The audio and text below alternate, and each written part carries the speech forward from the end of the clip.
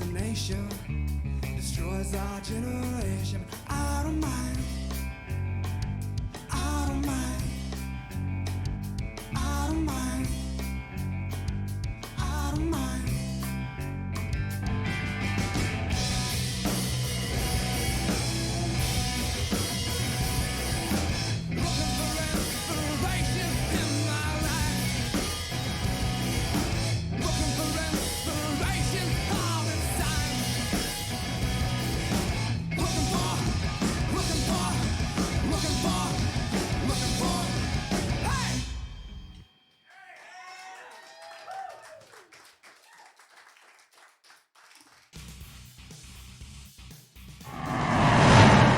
What is going on out there, everybody? I need to let everybody know, I guess, as far as real quick, real simple and quick. The stream might end, I guess, as far as prematurely. I've been having quite a few issues still, I guess, as far as with the mic and just it crashing overall. So, might end up being a short stream, might be a little bit less than an hour. If it does, we'll see how that goes. But I wanted to that out there, I guess, as far as really quick here. I've done some test streams, I guess, as far as just to kind of confirm. So streaming software, that being OBS that we usually use here, is a little bit finicky, a little bit grumpy.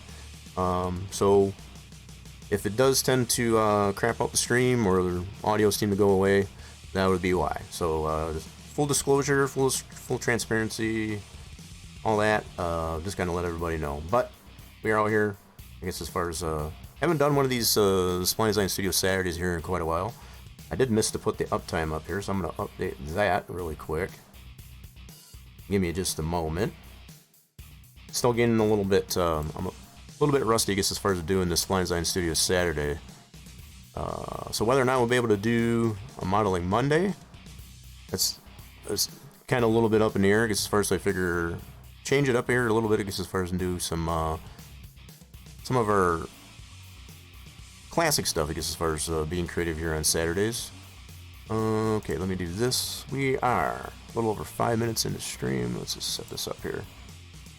Just give me a moment here, folks. I'm just tweaking some stuff here on the stream side of things. Kind of anticipating whether or not this stream won't die on us. Alright, so 35. Let's do that and start. Alright, perfect sauce. I think we're Gucci there.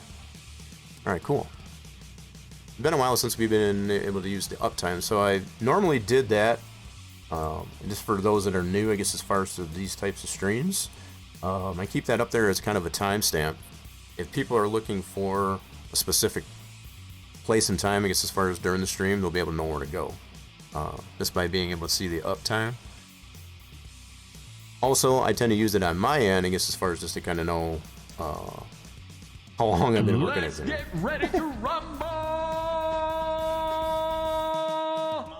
You know what? And that's a very appropriate sound alert, I guess, as far as to put up there. Welcome in, Crystal, and everybody else like joining in on the stream.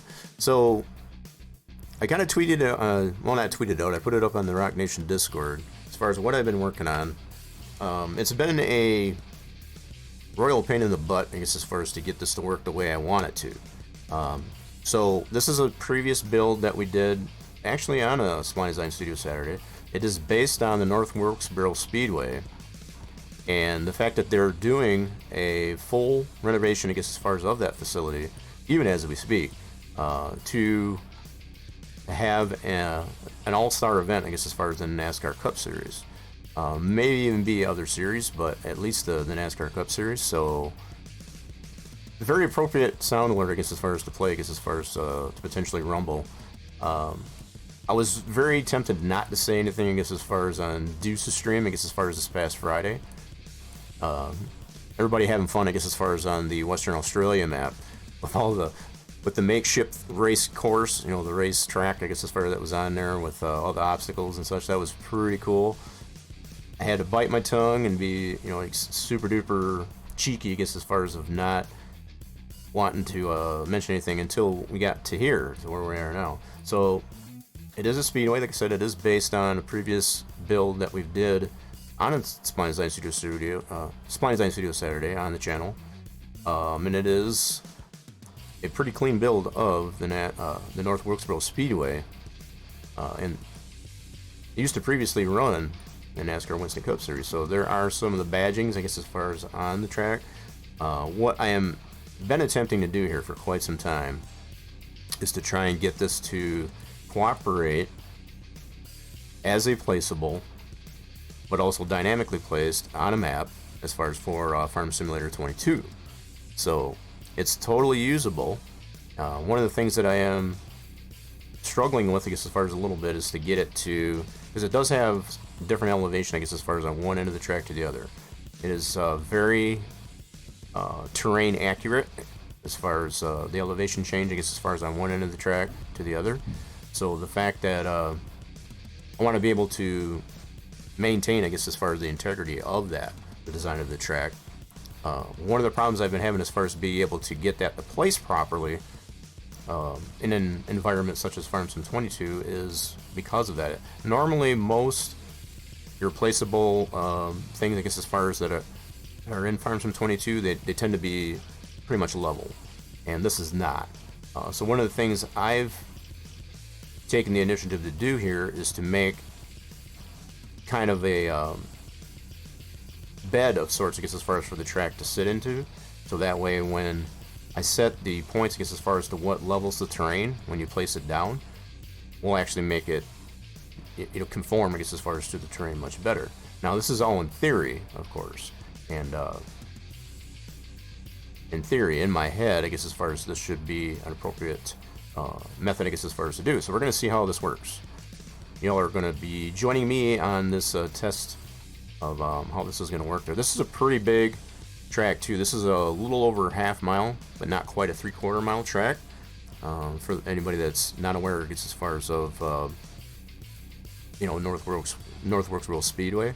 But yeah, it falls in between a 3/4 mile track and a half mile, so like right in the middle, I guess, of that. So pretty big track, and the fact that this is just the track, pretty much no other livery as far as grandstands and stuff like that.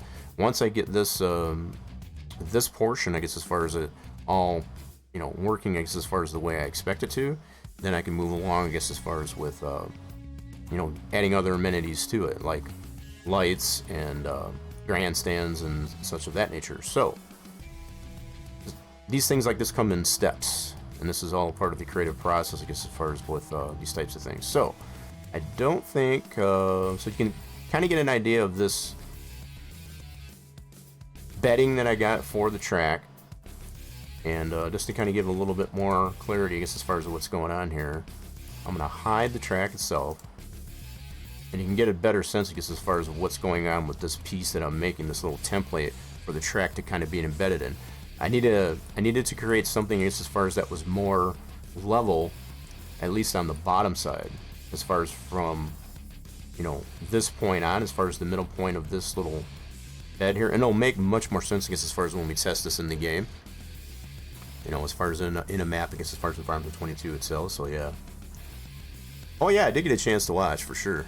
And it's like, it's one of the things, I guess, as far as that's always become the mainstay, I guess, as far as over at Deuce's community servers, I guess, as far as to have just a fun time once the map is coming to a close, just to kind of do something silly. And y'all did just that, so I had to really bite my tongue, like I said, I guess, as far as to not spoil, I guess, the things that we've been working on over here. So yeah. Alright, the bot is working. I'm just checking on things. I'm making sure that nothing's getting stepped on at the moment here. I know I'm flapping my gums a lot, but so what I need to do with this at this point, because this is going to be a fixture, I guess, as far as to the track itself. So let me go ahead and open up just to kind of give more clarity of what we got going on here. So let's this is my rough folder. I need to go to this part here. I'm going to open this up, and this will give you kind of an idea of, like I said, it's a building process. It's kind of a step and progressive process here. Yeah, it looks like you all did have fun. You had jumps in there, and you had the racetrack with the what I was kind of surprised for, and I guess kind of in a way it makes sense. I guess I kind of get it, is Deuce wasn't using the farmhouse that I gave him, I guess, as far as for the use on the community server. I know it's not on the mod hub officially, but it's totally available, I guess, on Deuce's Discord. I think I've shown that, I guess, as far as, but the fact that you made do, I guess, as far as what you had available there, I thought that was kind of funny. That was part of the reason why I put together, I guess, as far as that outhouse for Deuce specifically. So here's the track that we're looking at in Max here. So this is in my modeling program. I'll bring the track back in here. This is all grouped up in here. I've got it all compiled. So here's in my modeling program.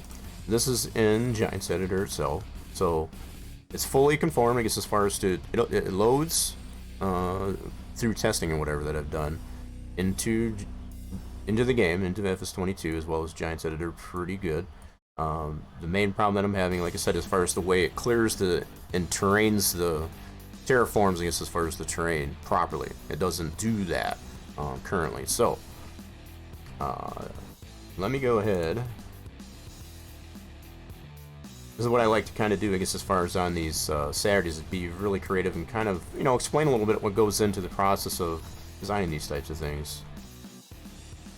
So, if anything, hopefully it's informative, I guess, as far as to those that just tend to enjoy, I guess, as far as the playthrough of a lot of the mods you come to enjoy, I guess, as far as in games like Farm Sim 22. So, this plane that I just put on here represents ground zero. So, it's completely flat. It has no ups and downs or elevation changes to it. It's completely ground zero, like I said, as far as all 0, 0, 0 across the board. When I overlay this with the track, you can definitely see, I guess, as far as the different types of elevation change that's in the track model itself. So this is what I need to correct. So what's happening when we place the track down on a map, regardless of where it is, it tends to not terraform properly. You get all this cut of the terrain, I guess, as far as into the track like this. So all this gray area that we have here, this is exactly the way it terraforms the thing, no matter if I'm using leveling areas or not. So what I need to do is basically create a bed to put this track into, so it'll actually terraform it properly and allow the track itself to be exposed upon terraforming.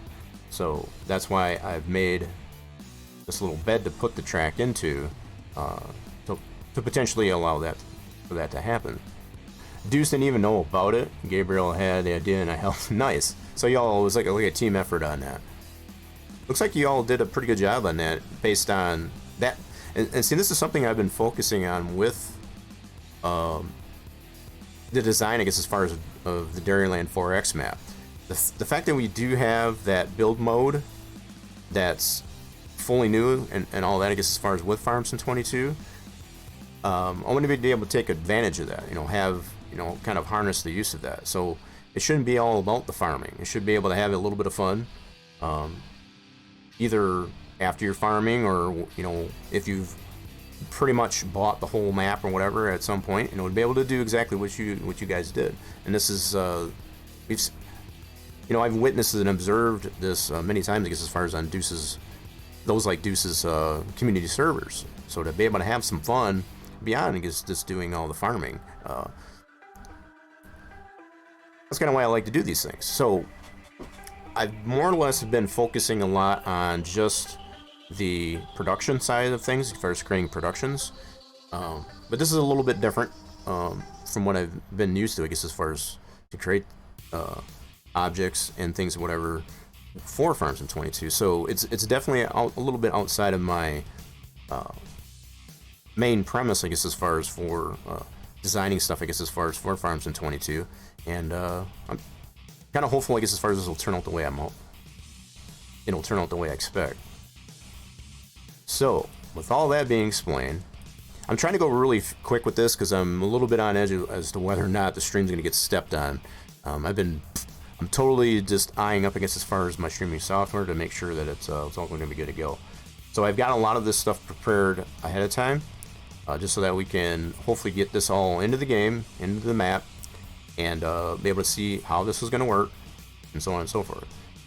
So, what I need to do with this piece that I've made for the track to basically embed itself into, I need to put some texture onto it, and for the most part, what I'm going to do just for starters is just to put the grass onto it, and then I can probably tweak on that as we progress through it. So I want to get some type of initial texture onto it, so at least it has something there, I guess, as far as that's feasible, rather than just to have, you know, just a gray color, I guess, as far as to it. I could totally just put it in there, I guess, as far as with the gray color, but that would be kind of meh. I want to be able to put something to it. I need to play around with what kind of textures are going to work with this anyway, so yeah.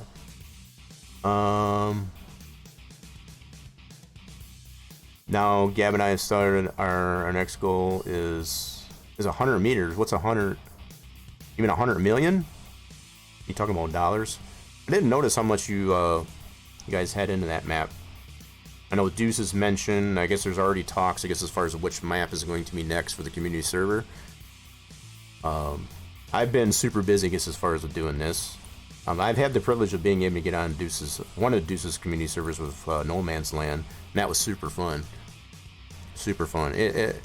I was able to learn quite a bit of the mechanics early on, I guess, as far as with what's going on with Farm Sim 22.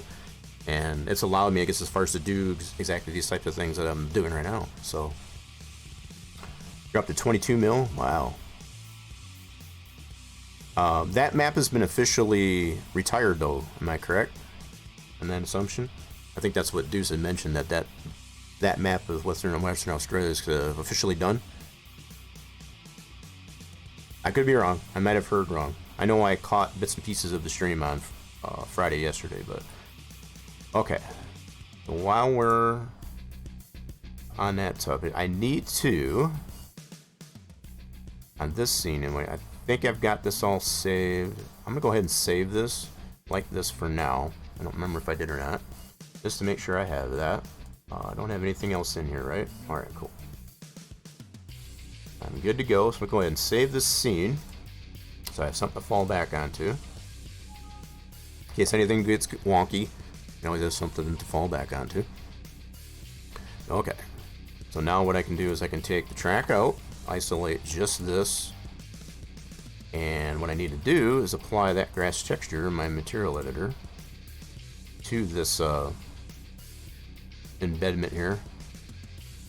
I don't know a term for it, I guess, as far as it's just something to, you know, place the track into, so it has a little bit of its own terrain in the form of a 3D model as opposed to actual terrain that's in the map. So it's going to be, you know, kind of a makeshift terrain, if you will. It's going to help be able to mold the terrain that we want to put this track placeable into, yeah.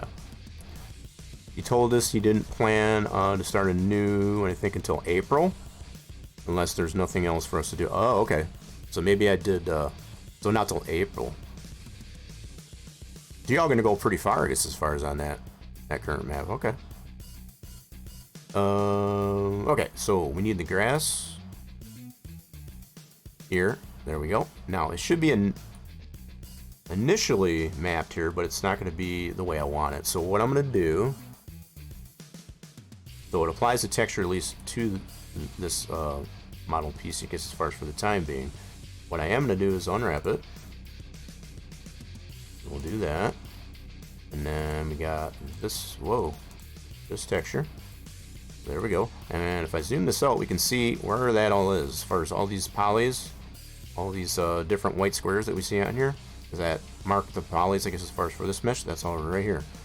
So what we'll do is we'll highlight that whole thing, like so. We're going to do a quick planer on that. Okay, that's going to put it, that entire thing, all within the boundaries of that texture. So now we just need to tweak it. So I'm going to open this up here, and I'm going to actually do...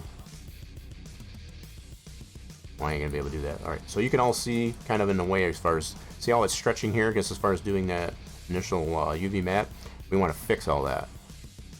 Yeah, we don't want it to do that. So on top of the fact that it's just overscale, it's oversized onto this, we're going to fix all that as far as to make it look more organic, if you will. Okay. So, now that we got it in here, we need to rotate this guy this way, straighten this thing out. So you can see how the texture is moving onto the model like that. as I'm doing this in the UV editor. Okay. Now I need to straighten some things out. So I'm going to go into vertex mode. That was poly mode. And we want to straighten this out. So I think what I'll do, let me stretch these out just a little bit. Give ourselves some room. And I'm going to be doing this pretty much in the hurry up, like I said, because I know I'm very much anticipating the fact that the stream is going to get stepped on. Because OBS has been super duper finicky. For whatever reason, and regardless of the updates that I've applied to it, it's just not happy. It hasn't been happy. Okay, so what we want to do is just stretch these out a little. Oh, I missed one. My bad. Back that up. I missed one. So we got one right there. Okay, so I'm going to be cleaning this up. You can see that's all moving on the model itself. What I expect to see. That's what we expect. Alright, so now that I got these spread out enough, I can grab these and I'm going to straighten those out. Like so. I'll do that on this end as well. Like so. And then I can do the same thing for all these other lines, just to kind of straighten them up a little bit. Yep. So because there's so much abstractness, I guess, as far as going on in this model, that's pretty much the only reason why the way the polys are being rendered in my UV texture mapping. That's pretty much why. Now, if this had been a perfect box, I wouldn't have had all this miscue of it, as far as to be all wonked out, I guess, as far like that. So in order to straighten that out, I have to do that manually because of all that wildness that's going on in this model. As far as it's not completely flat, it's got all these lumps and bumps into it. That's pretty much the only reason why it's doing it that way. But we have the means to be able to fix all that, so that's what's good. We're going to grab all these, stretch these out a little bit, get them all straightened up, like so. Now, I don't want it to do that, so hold on. I'm going to stretch these out a little bit more. I do not want these to bend into each other. That would be super bad. So, no, I don't want to do that. Stretch this out. Okay, now we can straighten it out. There we go, that's better. That's more better. And yeah, we'll get these straightened up as we move along. It's not going to be... It takes time. It takes time and patience, I guess, as far as to get these the way we need them to be. Alright, so stretch that out a little bit. And straighten that out. Cool. Move these up a little bit more. Very nice, very nice. Okay, cool. Next row. So eventually, and as you see me do this, you can see it I'm actually going to get better on the model here. I'll probably have to select these pieces on the sides here, I guess, as far as independently from the surface here, in order to get those to look better. But that's something we can do too. It's not all that difficult, as long as we have our trusty dusty UV map editor here. All right, moving right along. So if the stream does get stepped on, you know, within the hour or something like that, I'm going to be keeping an eye on it, as I said. I might go ahead and restart the stream depending on where we're at. If we get to the point where we've at least been able to test everything in the game as far as on the map, and may just call it good, and then just have to go back to the drawing board to figure out what I need to do, I guess, as far as to get OBS, I guess, as far as to be play nice, being able to stream. I appreciate everybody tuning in, I guess, as far as for the time being, and just kind of getting a sense of how my brain works. Getting a little bit creative here on our Saturday.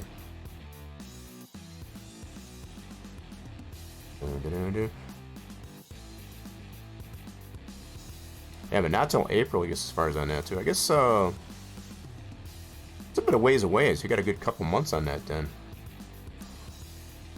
It's looking like you all have quite a bit of things to do, I guess, as far as they're on the map. You got some animals, you got fields.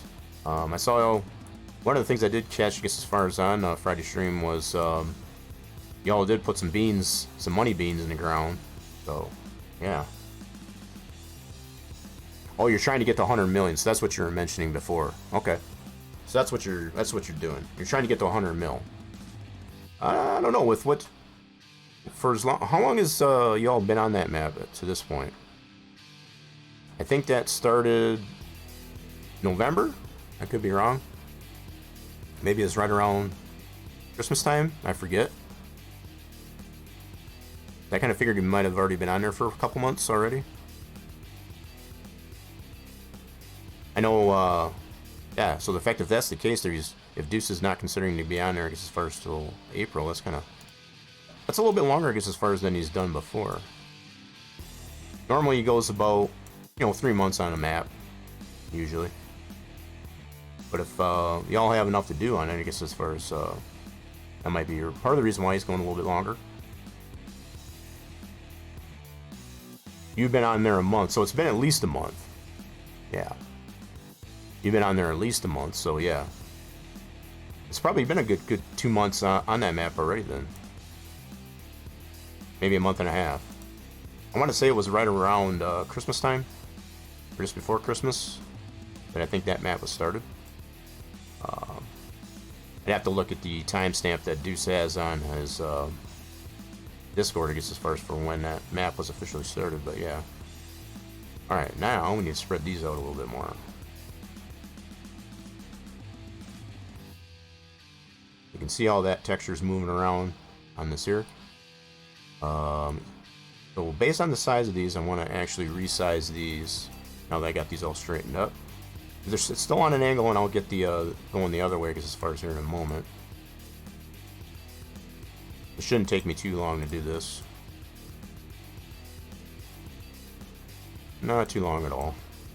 Okay, how we doing? Alright, cool. If we can go about an hour, I guess, as far as that's there, I'll be happy with that.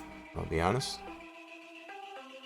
And again, it's all full disclosure, full transparency, I guess, as far as I would definitely go longer. I think it's just going to be depend on how OBS wants to play nice, is all. As long as it plays nice, I'll go as long as it'll let me. Okay, now that we got it going that way, I might have to do the same thing on the edges here, just kind of stretch them out a little bit. Let's do that. I need to stretch these out a little bit, give it some room so I can actually straighten this out. And these edges, so I'll do one edge at a time. You have 3 huge fields of soybeans, 3 fields of cotton, 3 fields of wheat, 1 field for root crop, 3 fields for money makers. What do y'all consider to be money makers? I consider to be beans being the money maker. Soybeans is like the big time money maker, in my opinion. Oh wow, why is it doing that on that one? That's weird. Weird. Okay, I guess that works. I'm gonna get that stretched out. I guess that'll work. Canola makes good money. Gotcha. Now, I don't know how that map is, in itself is designed. I know different maps can be designed different way, I guess, as far as for different crops. So from one map to another, they can definitely make a difference, I guess, as far as, what makes the most money. Because a lot of those things can be adjusted based on where the map is originated. In that case, Western Australia, so. Okay, so I'm going to stretch this out like so. Oh, I didn't bring that with it. I don't know how that's... It seems to be coming out all right on here. It is stretching this out kind of wonky, and I kind of figured that. Yeah, so on the sides here, on these uprights here, it's kind of messing that up a little bit. We'll get that fixed, too. No problem. Alright, so let's go ahead... All those. We'll go ahead and straighten these out. This way. Yep, that'll work. Sweet. Soybeans brings about $1 million for each crop. with as much that you have, I can imagine too. So as much field size that you have for your soybeans, probably making quite a bit, about 1 million, right? Sounds about right.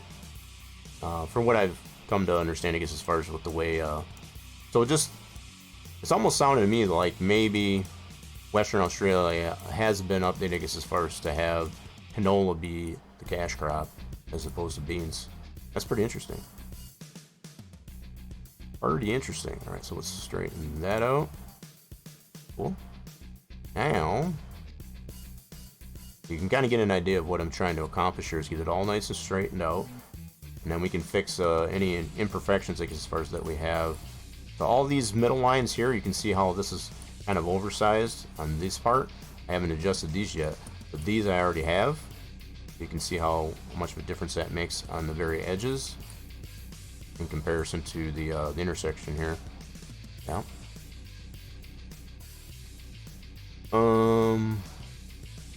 About 1 million for each crop. That's pretty cool. Wheat and chicken. Wheat for chicken, cotton for clothes. Gotcha. So you got at least those couple of productions going there. Do you all have any moo-moos on that Western Australia at all?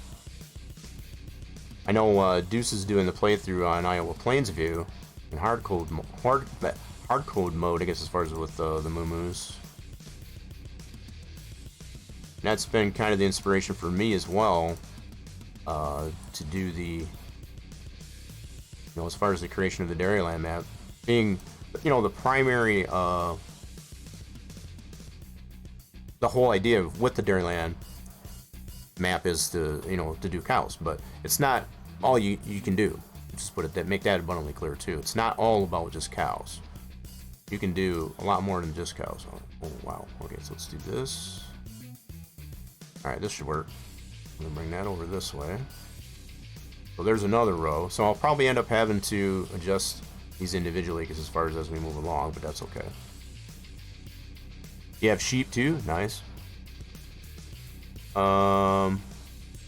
robot barns, 1 dairy, 1 Angus. Oh, okay, so you have one for more meat. Oh, so it actually has a meat production on there? That's something that's interesting. I didn't know any other maps had that option, I guess, as far as on it. So the fact that Dairyland 4X is going to have a meat production, you'll be able to put piggies and cows into that. That's pretty interesting. I wasn't aware, I guess, as far as that there were any other maps that had that on there. Very interesting. Here I thought I had something exclusive. It's amazing how word gets around, I guess, as far as with things that are being worked on in other maps. Okay. I try not to compare myself, I guess, as far as what's going on with other maps, though. The fact that there is such things like the clover and alfalfa on Iowa Plainsview. I've been working on my own version of alfalfa, I guess, as far as on Dairyland, for over a year. Let's just put it that way. I mean, I'm going to be realistic. So I kind of call it my own, I guess, as far as in that regard. Okay. All these are going to kind of show up a little bit differently because of the spacing and the scaling that I have on each of these, but that's okay. I'm good with that for now. You have sheep too, that's pretty neat.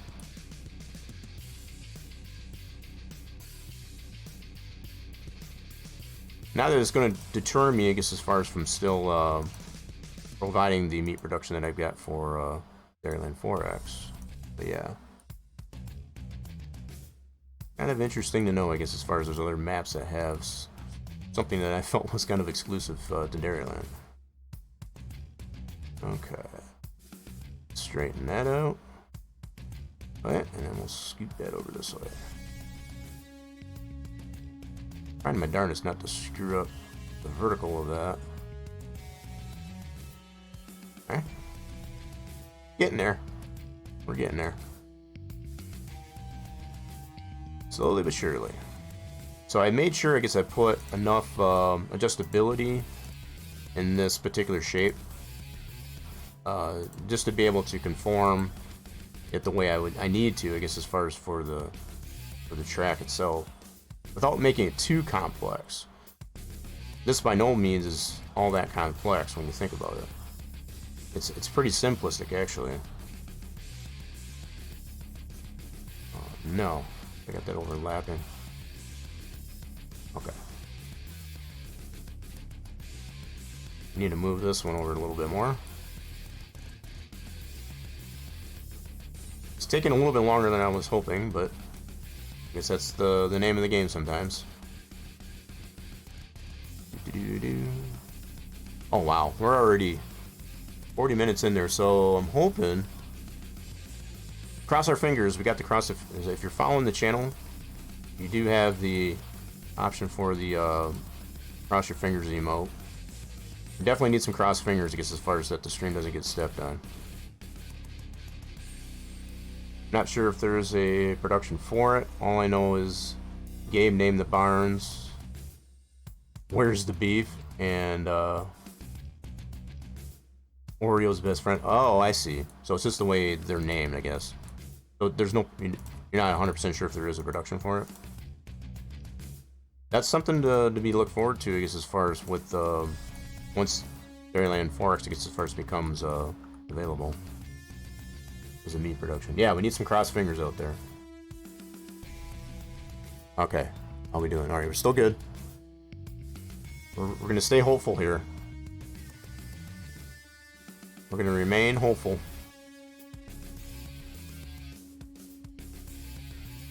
Time flies, I'm telling you. Alright, just need to move that over just a little bit more. There we go. May need to move this one over too. And I'm getting this all jacked up down here too. I didn't mean to do that. We'll get it all fixed up. I'm not really too concerned, I guess, as far as the conformity of this one here. It's going to be, you know, pretty primitive. I don't know if I want to say primitive, but it doesn't need to be that pristine, let's put it that way. It doesn't need to be that pristine. But we don't want it to look all that terrible either.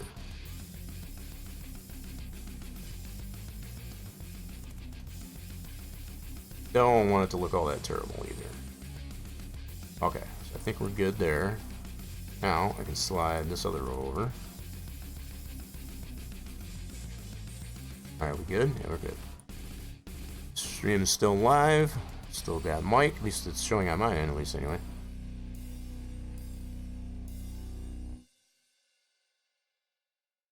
I need to find me some better earbuds, because these earbuds, they don't want to stay in my ear. For whatever reason. Earbuds just don't like my ears, I guess. They always want to fall into my ears. They'll stay in there for a while. But it's like after a while, it's like it's almost like the buds get super warm and they get really, really loose and they just keep wanting to fall out. It's kind of annoying.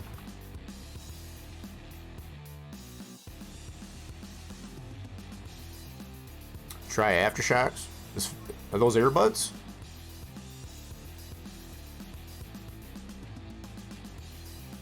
Earbuds or AirPods? It can't fall out? So look that up. You got me interested.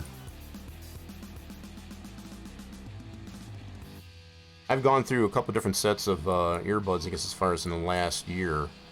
And just haven't been able to find a pair, I guess, as far as that fit my ear. Inside of my ear. Nicely enough. They're bone conduction. Oh, headset. See, I don't want to do headset. I need earbuds. I can't stand putting a headset on my head. It's too much weight. That's just call me crazy, but I can't do headsets. I've done headsets for like the first 3 years, I guess, of my streaming, and I can't do headset. Earbuds, you know, are the way to go. They're more lightweight. I just can't seem to find a pair, I guess, as far as that'll stay in my ear. I always want to pop out. It's like they get nice and warm, you know, being in you know, in the ear pocket there, and they don't want to stay in there. Super annoying.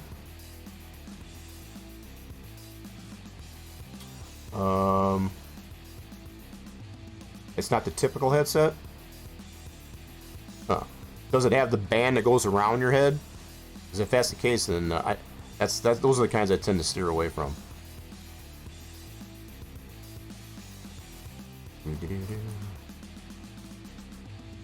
Okay, let's see. I'm gonna have to look those up though. Like I said, you got me a little bit intrigued. Alright, we still here? Yeah, we're still here. Okay, cool. So we're over 40 minutes, that's good. Man, that time flew. I don't know where the time is going, but holy crap. I guess we're having fun. As long as we're having fun, I guess as far as when we're doing this, then I guess it's okay. Is there a channel you can put most of them? Yeah, if you're in on the Rock Nation Discord, you can post them up in tech stuff. There's a tech stuff channel. If you got something you want to share that's tech stuff, that would kind of fall under that category. Or you can just DM me. Just message me it too. That's fine. Either way, I think it might be helpful for someone else that's looking for something like that as well.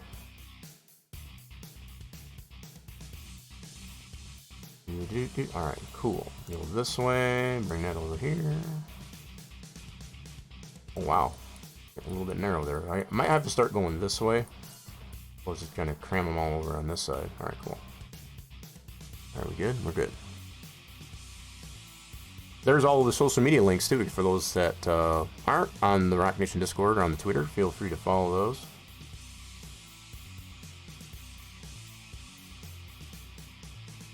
If you do send me a message on that, Crystal, or post that up in the tech stuff channel on the Rock Nation Discord, I'll check that out post stream and see what's going on with it. I really do like these the sound quality that I get out of these current earbuds that I have. Just the darn things don't want to stay in my ear. That's about the only thing. And I've tried a couple of different customizable, or however you want to put it, I guess as far as types of earbuds that it can swap them out. I've even gone so far to use like the iPad, you know, the Apple AirPods or whatever, you know, as far as a makeshift of that. They don't like my ear. But I do like the sound quality of them, and the fact I don't have to put a physical headset on my head and put all that additional weight on my head. Okay, so that's good. That's the one thing I can say I do like about having the earbuds.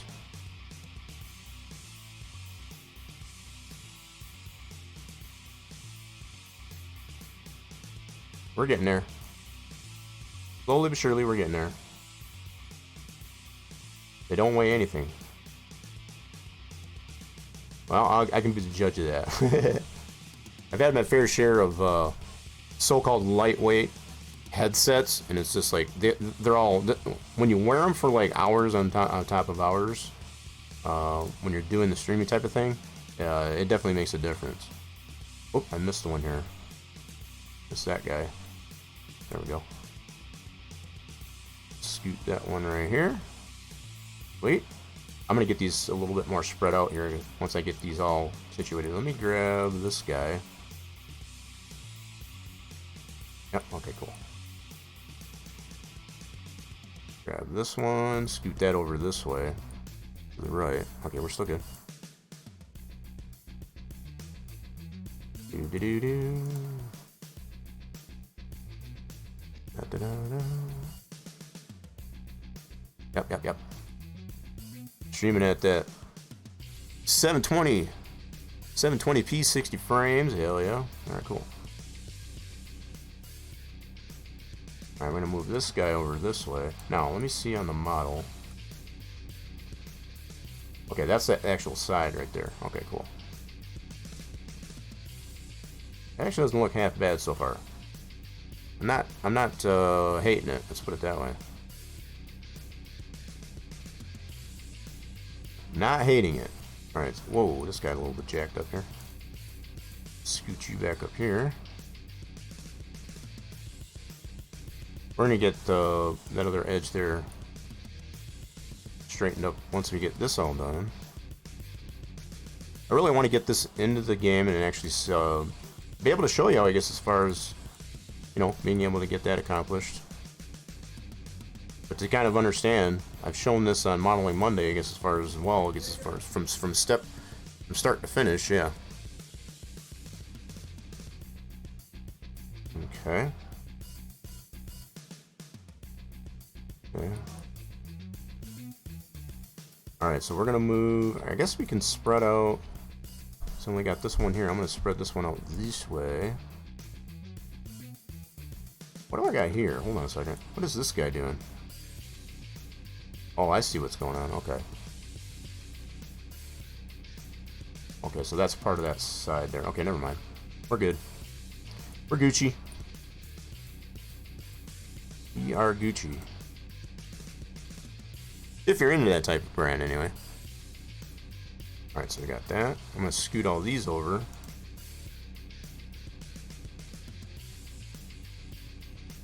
One thing I guess I didn't do, I don't think I did anyway, I didn't reset the X form, which is something I just thought about.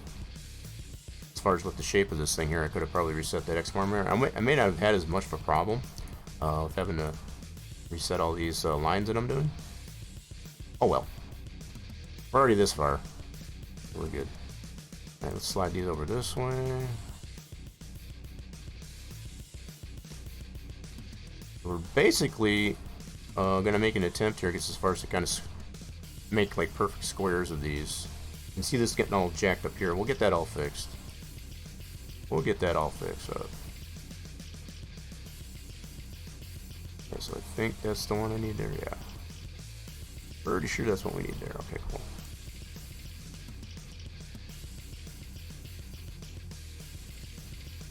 At least I got the majority of the information that I was getting out there as far as what I've been working on currently with the map. A lot of it, for the most part, is pretty functional.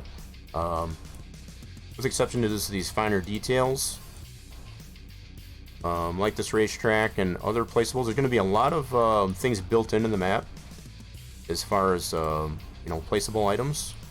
So yeah. Posted it and tagged me in it. Alright, cool. Check that out. I appreciate that. Alright, see, I see it is messing up that side there. We'll get that fixed after we do this surface part. Yeah, that'll be good. Alright, closing in on an hour. Cool. Still good. Hopefully it stays that way. I think the crossing fingers is helping. So for anybody that is currently tuning in there, if you're following the channel, you have the ability, I guess, as far as to use the cross fingers emote. You tend to have to use that for such things like when I'm dealing with the technical issues. So feel free to spam that out there, just to kind of maintain, I guess, as far as some level of hopefulness, I guess, as far as that things don't get stepped on. I appreciate it for those that do.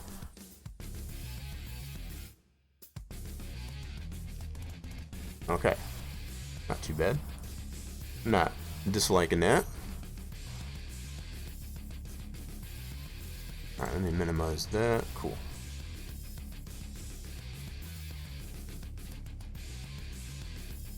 I've had some people in the past come in and be like, what do you got the uptime there for? Because as far as, you doing like a speed run?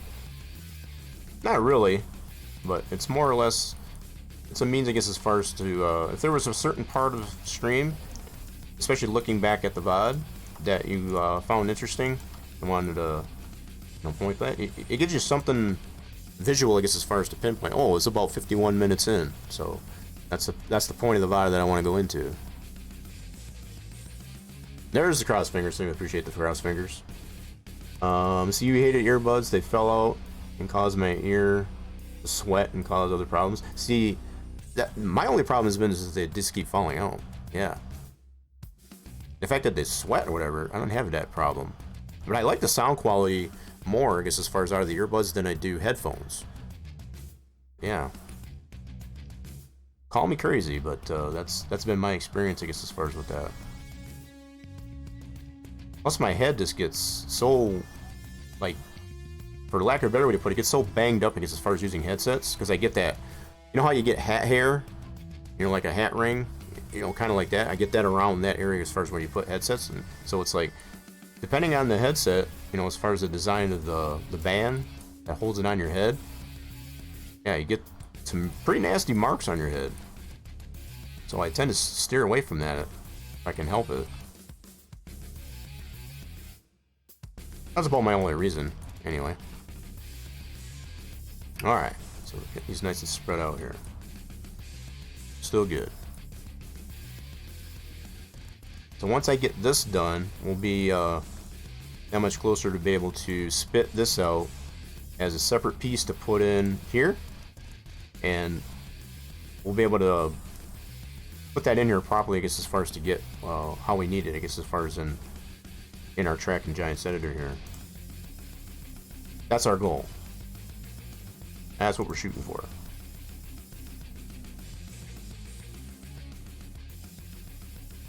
Do do do do do do do. I think the cross fingers are helping though. Appreciate everybody, I guess, as far as but Crystal is so far, but for anybody else that's considering, it might be hanging out, just kind of chilling, chillaxing, feel free. Even if that's all you do is just spam some cross fingers emotes.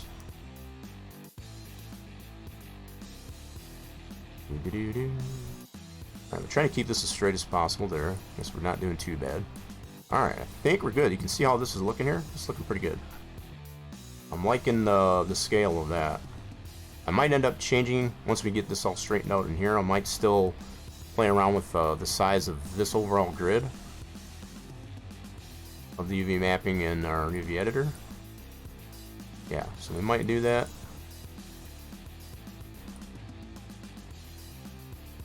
Might still do that. No problem. We'll be here. Hopefully. When you come back.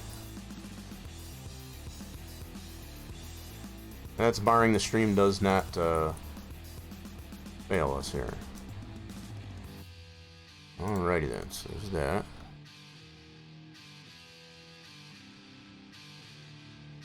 So many cross fingers, gotta love it.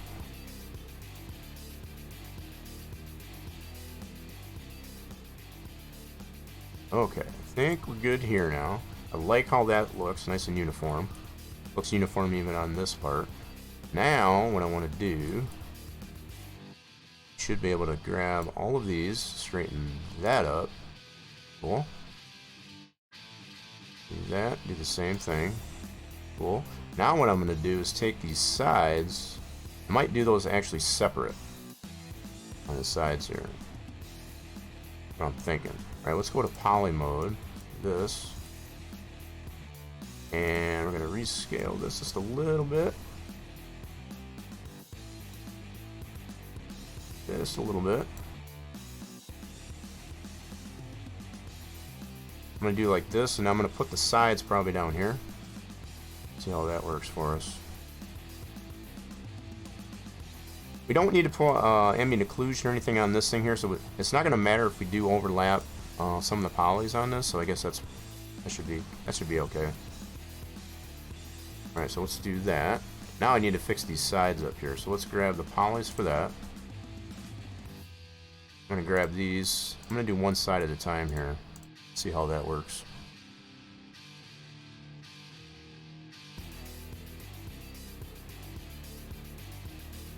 Alright, so if we grab those, we'll do a planar map on that. Sweet.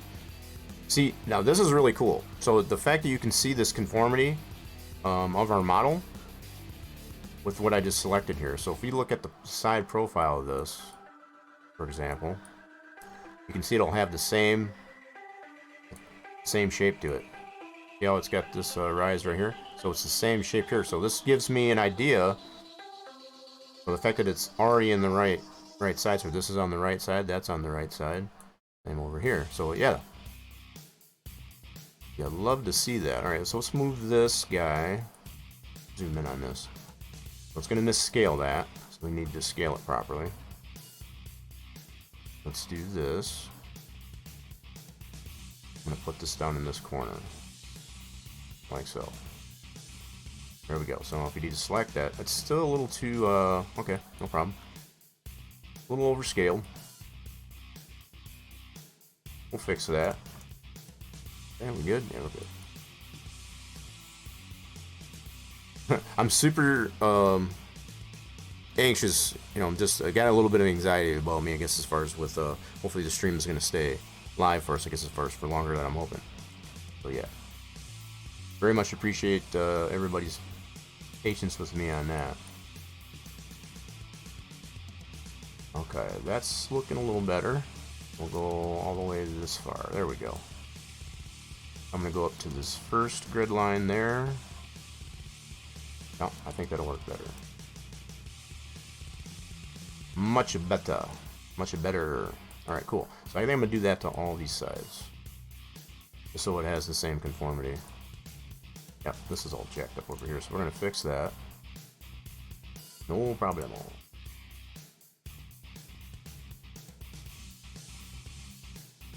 Alright. Liner on that, sweet. And much the same thing as the other side. Okay, so what I can do, actually overlay this right over this guy. And put it through the same scales that that we just did on the other side.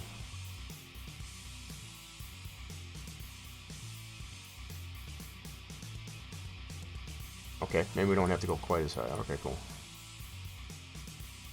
Back down to here. I guess we can stay into this one first grid white line there. Cool. Marvelous. Look at how wonderful that looks. Alright, cool. Get this side.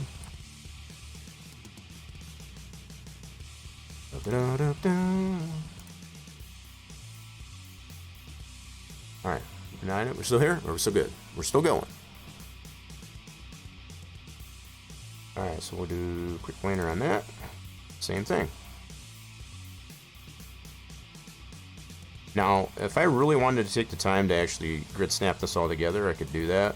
But like I said, this doesn't need to be that pristine as far as the mapping of it. If it was something that had a very distinctive pattern to it, I would definitely take the time, I guess, as far as to make it more clean, I guess, as far as in here, as far as the grid snap, a lot of the different, you know, the individual sides and all that stuff. But because there's nothing that is really definitive pattern on here that would make it obvious looking that it's not lined up, it doesn't really matter in this case. Oh wow, so this one's pretty much already done here. I might redo this anyway, just again, I want to have them all conform much the same way. There we go. So we're going to put them all towards the bottom of our UV map coordinates. I think that'll work out good. Put this one down here.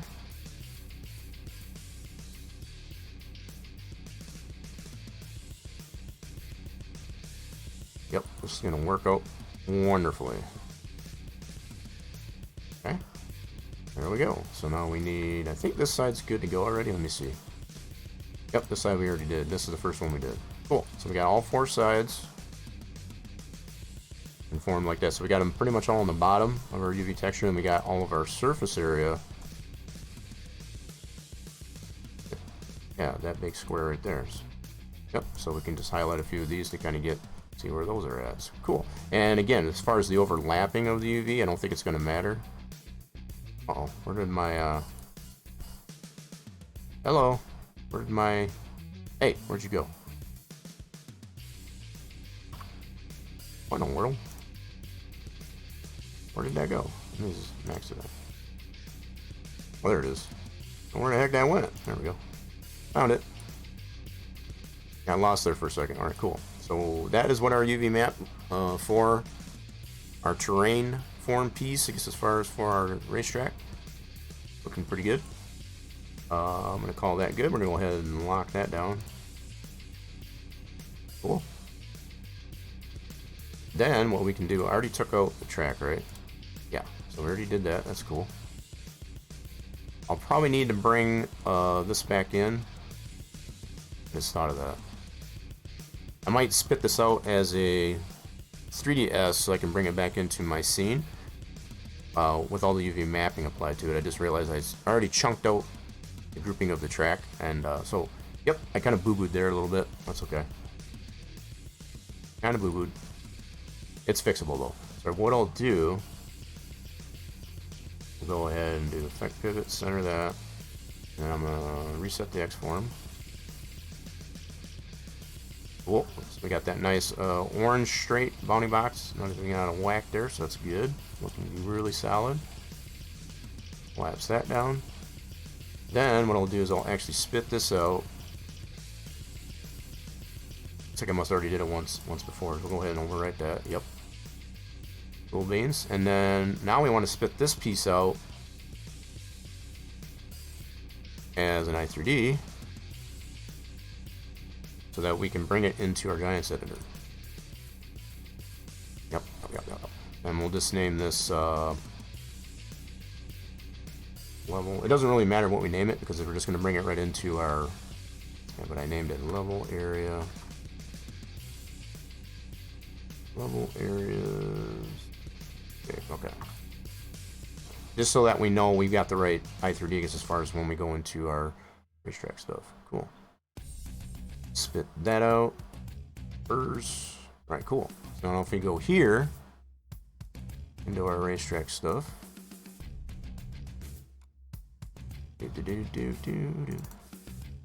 There she be. Now all I gotta do. Yep, that's all good. So it's all pointing to the where we need it to go. Looking marvelous. Let's go ahead, take this piece, cut that. We're gonna paste it in here and bring it into our racetrack here. Sweet. Now let's go ahead and bring that in. Let's close this out. Don't need that. So we're gonna import that to. They're all in my progress, right there, and that shape. Cool. Voila, there she is. Now we can take this plane out of here. Actually, let me just hide that for a second, so you can kind of get a sense of how this works now. All that we've done in our modeling program, it's now completely conformed to our track, and I'm already seeing as we speak. Okay, we good? Let me create a light in here. So our texture for our piece, I might have to scale that down still a little bit more. It's not a big deal, but you can kind of get a sense of what we want to do is have it more this scale or grass onto that piece. But for now, it's actually pretty solid.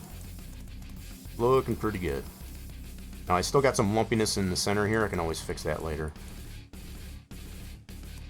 But we have our track is completely setting on, I guess, as far as on that piece, that model piece there. There are some pieces I will have to tweak out here, but for the most part, it should be pretty good. It should be good enough to test it. Just like this for now, and we can make it better. We can make it look better later on. But there should be, the track is setting on that piece. And I'll have to do some rescaling of the texture for that a little bit more. That's why I was saying what I might have to do as far as a new UV editor, as far as to scale it up a little bit, just to kind of make it not quite so overscale.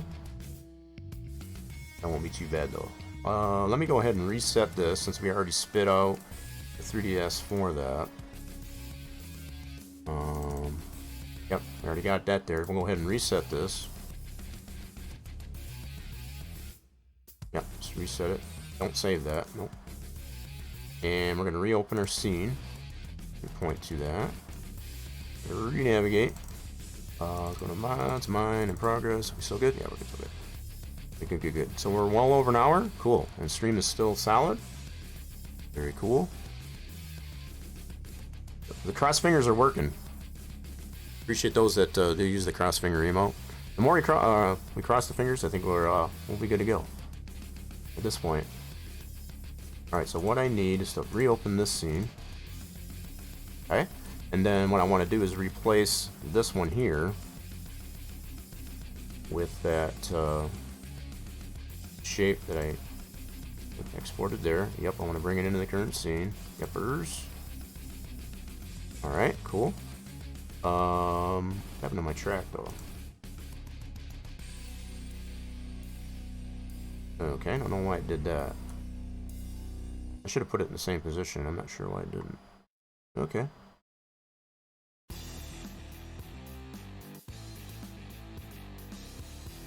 Oh, you know what? I know what it did. I forgot I have it. Oh, man, I did that again. Son of a gun.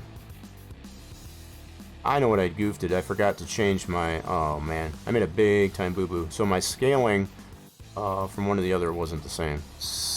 Shoot. Well, that stinks. Well, that's a bummer. Man, I totally goofed up on that. Anyway, this will give me a... So I'll have to fix that later. Yeah, so my scaling, I guess, as far as from one model to the other, as far as my 3ds format to this one, were different. Shoot. I think this one was in inches or feet. I forget which one, and this one was in meters, and vice versa. Shoot. Oh well, I'll have to fix that later. We'll have to fix that later. Unfortunate. Alrighty then. So anyway, we did get that in here as far as our initial deal here. Man, that super sucks. What I might have to do is I can probably spit this one out as an OBJ, and I should be able to bring it in from that way. That might work better. I think I might just try that. But let's go ahead and bring this.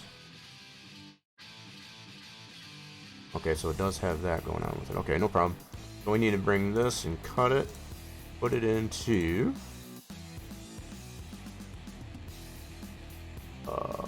let's just bring it into visuals. Like so. There we go. Gonna get that all nice and conformed in there. Now we can see the difference between this original plane. This is what it's gonna fix. So picture, if you will, all this gray area that's kind of cutting through the track is the way prior to putting this piece that I just added to it. This is how the track was basically terraforming. You know, so the ground would be cutting into the track like this. We don't want it to do that. So this is why they were taking this approach to do that. So I can take this plane out now. We don't need that reference anymore. Okay. I think we're still good. You still out here? Yeah, we still are here. Appreciate everybody tuning in. I guess as far as see what we got going on here for Saturday, we're getting a little bit creative. All right, we're gonna take the light out. Party's not over yet though. I do need to double check my level areas. Let's see where we're at. So the start is right there. I may or may not need to adjust these. Let's see what we got here. So these little nodes here. That's all they are, just nodes. They're just, these are what tell the game as far as FS22, I guess, as far as where things need to get terraformed. I might need to adjust these just a tad. So now that we have this piece here that we added in here, we're going to use that. I'm going to take advantage of this here. Alright, so let's go ahead and adjust this guy. The corner of this piece. Like so. Oh, that does overshoot there just a little bit. Okay, so I do definitely have some tweaks I need to make on this little embed piece here, but no biggie, no biggie. We got a plan for that. Alright, so we got our width on this side. This should be good enough, I guess, as far as to be able to test out how it'll work to this point, at least, anyway. Oh, we're a little too far out. No, that's actually pretty good there. Okay. Good, good. What I might do... Let's see here. So that's good there. It's a little bit higher up on this side. So you can really see the elevation on this here as far as the... It's really lower on this side of the track and it's up higher. It goes up. And I wanted to maintain a lot of that too, I guess, as far as based on our build, I guess, as far as back a few streams, I guess, as far as for the North Wilkesboro Speedway. That's going to be the basis for our track for Dairyland. Okay, so we got that there. This is here. Okay, so other than it being height-wise, I think we're still good. Yep, so I only want to be able to adjust that on the Z. Okay, cool. I think we're Gucci. Do that. It gives me something visual to be able to look at, too, I guess, as far as to be able to line these nodes up here. Usually, if nothing else, I'll usually bring a plane, just a flat plane in here, I guess, as far as to be able to get these in position. So, yeah. Appreciate. Oh, I thought that was crossed fingers there for a second, but yeah. Those will work, too. Those will work, too. Alright, so now we got our height, which is down on this end. Oh, wow. Yeah, I definitely got some more adjustments to make on that. Just realizing. Not a big deal. Scoot this over this way. There we go. A little side onto that. Sweet. That's looking good. So with the exception, I guess, as far as to the elevation there, that should work out pretty good. Okay, so this should have rigid body. Yes, it does. And that's what we want. That is what we want, because that rigid body should, in theory, I guess anyway, this is all in theory, should allow that terraform, I guess, as far as on top of putting these nodes in here for the level area, it should allow this to work much more precisely. All in theory. Yeah, so you got a mix of the rock horns in it. We're gonna make that work. So far we're well over an hour, I guess, as far as in the stream there, so it's good to say. Hopefully it does stay that way. We're getting there. We're getting to the point where we can get this saved and exported, zipped up, and get it into the game and test it out. Hell yeah! All right, so let me check my clear areas. Might need to make a little bit of adjustment to that. Usually my clear and level areas I tend to make about the same. Yep, so I got a little bit of adjustment to that. So we're going to take our level areas, copy those values over to the clear areas. Part of the difference between, just in case anybody was wondering, between the clear and leveling. Leveling is what will actually do the terraforming. The clear area is basically what clears. So the highest point, basically, whatever your highest point happens to be, as far as, consider just a level plane, that's what clears the area. I guess as far as if you got foliage and stuff like that there, the leveling is what actually does the terraforming. So that's why you got the two different sets of nodes, and you do actually have those in your XML too.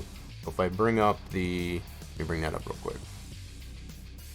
Just a little bit. Yeah, again, all about full transparency, full disclosure as far as what's going on. And for those that didn't know, this is how this works. So in your XML for this racetrack, and that goes for any placeable, you're going to have these different areas set for clear areas, leveling, indoor, where the snow is going to actually be masked, as opposed to where it's going to actually show up or not. So if you've got a building where you don't want to have snow inside of it, that's how that works. But you can also use it for areas you just don't want snow to be present, as far as when it does snow.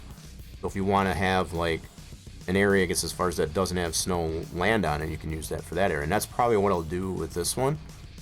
But yeah, so the leveling areas, just to kind of give more clarity, this is the one that will actually, you can have a specified texture for that leveling of the terrain. You don't have to. In this case, I do not, because I've already got a piece in there that's going to have grass applied to it, even though it is not part of the terrain itself of the map.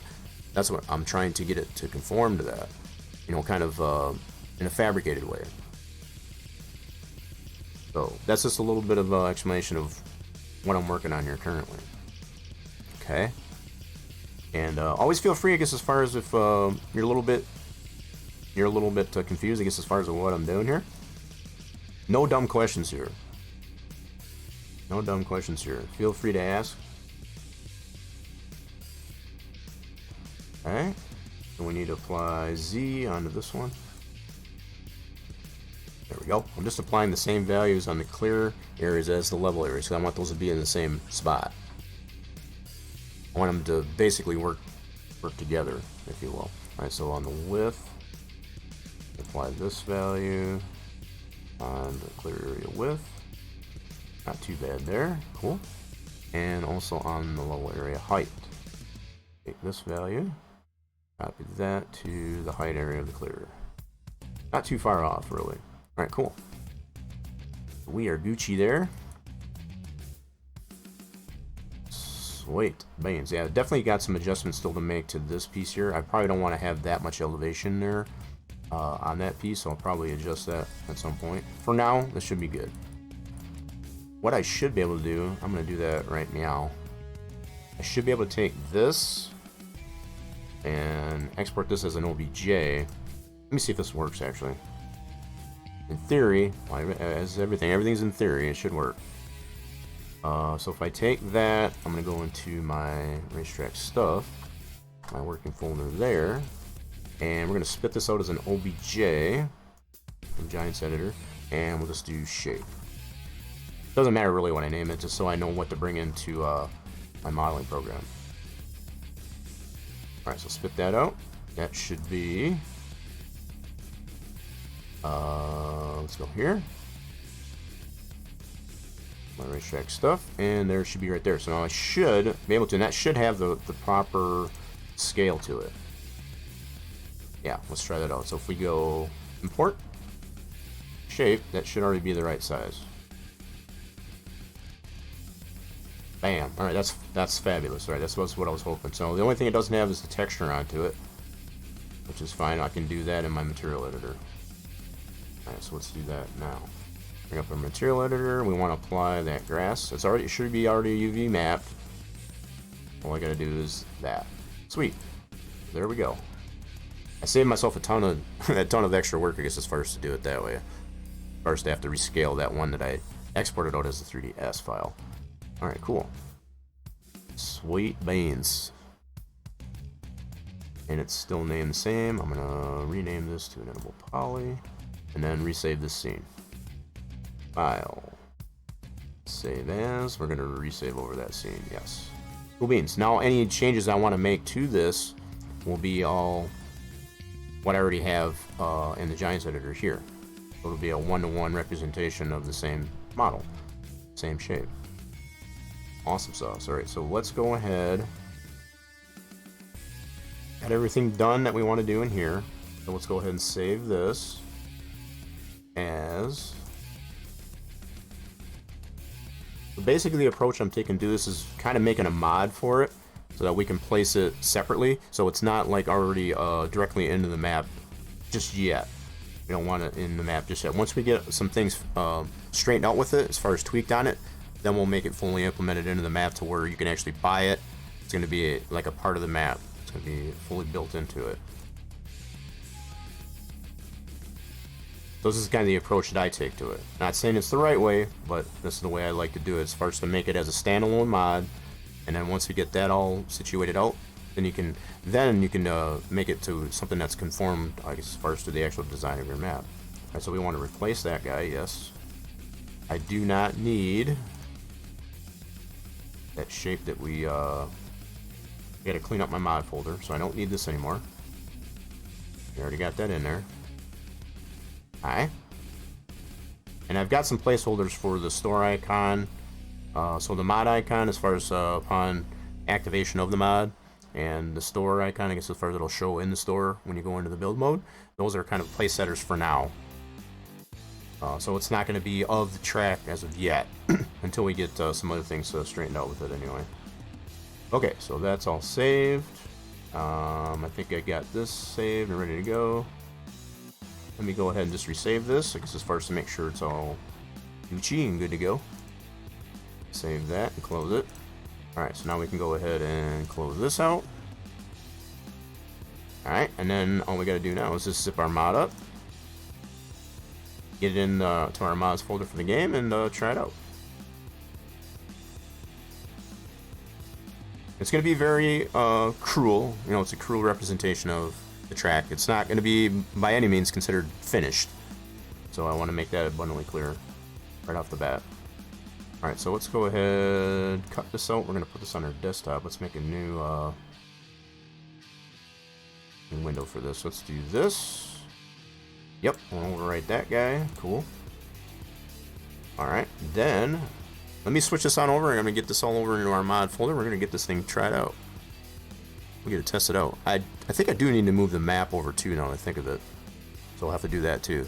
Let's go ahead and switch this over and get some things swapped out, I guess, as far as in our mod folder. Or FS22. Let's do that.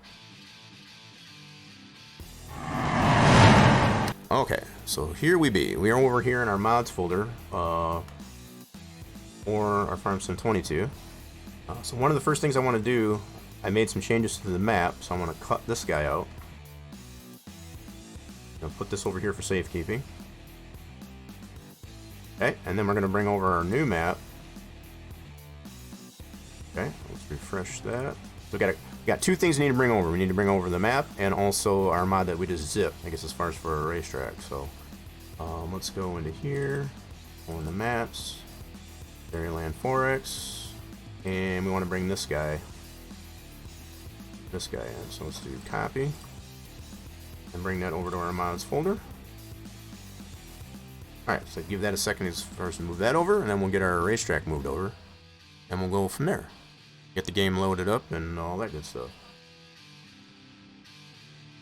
So at this point, with what's in the map, it being a 4X, and all the items that are applied to it, I'll show you here in a second once this gets all fully over our mods folder. We are sitting currently, and this is unzipped, so probably, again, full disclosure, full transparency. The map, unzipped, is currently sitting at 766 megabytes, which I'm being very cautious, if you will, for lack of a better way to put it, to stay under 1 gig, I guess, as far as for that. So I'm trying not to add too much model as opposed to texture weight, I guess, as far as to that, to make it too overwhelming, I guess, as far as size wise. Also, just to overall keep the map optimized so that you'll experience as less lag as possible. I guess that's kind of my approach to it with that goes. So now we need to bring over, now we got the map over, we got to bring over our racetrack, and we did put that onto our desktop. So let's go to our desktop and grab that guy right here. And this one is zipped. We did zip this one up. It's just rather small. The only reason why I don't zip up the map is it kind of takes a while, I guess, as far as to do that. It does use a lot of CPU, I guess, as far as to get that crunched down in such a big size. So it does take a while. So that's the only reason why I do tend to keep the map completely open, because I'm continuously making adjustments to it. When it's smaller, I guess, as far as like this racetrack is, it's not as hard to do. All right, so we're going to replace the one we previously had in there. Cool. And then let's go ahead and launch our Steam.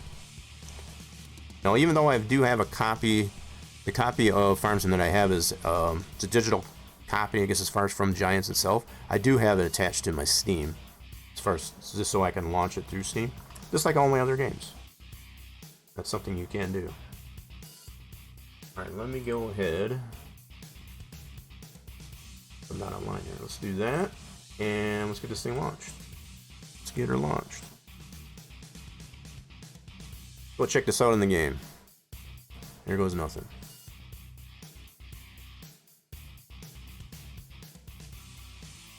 This could be a hot mess. We don't know yet. Hopefully it's not, though. You know what? I did not turn up my game sounds. Hold on a second. Let me do that real quick. I want to hear some of the game sounds anyway. There we go. Let's see if that's too loud or not. Alright, so let's load this up on a new save.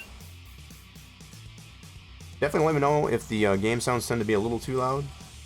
I know I do have them separate, different sound level on my ear as opposed to what's on stream, so it's totally understandable, I guess, as far as if it does tend to be a little bit too loud. Whoa, crap. I'm going to back that up there. We want to do our Dairyland 4X.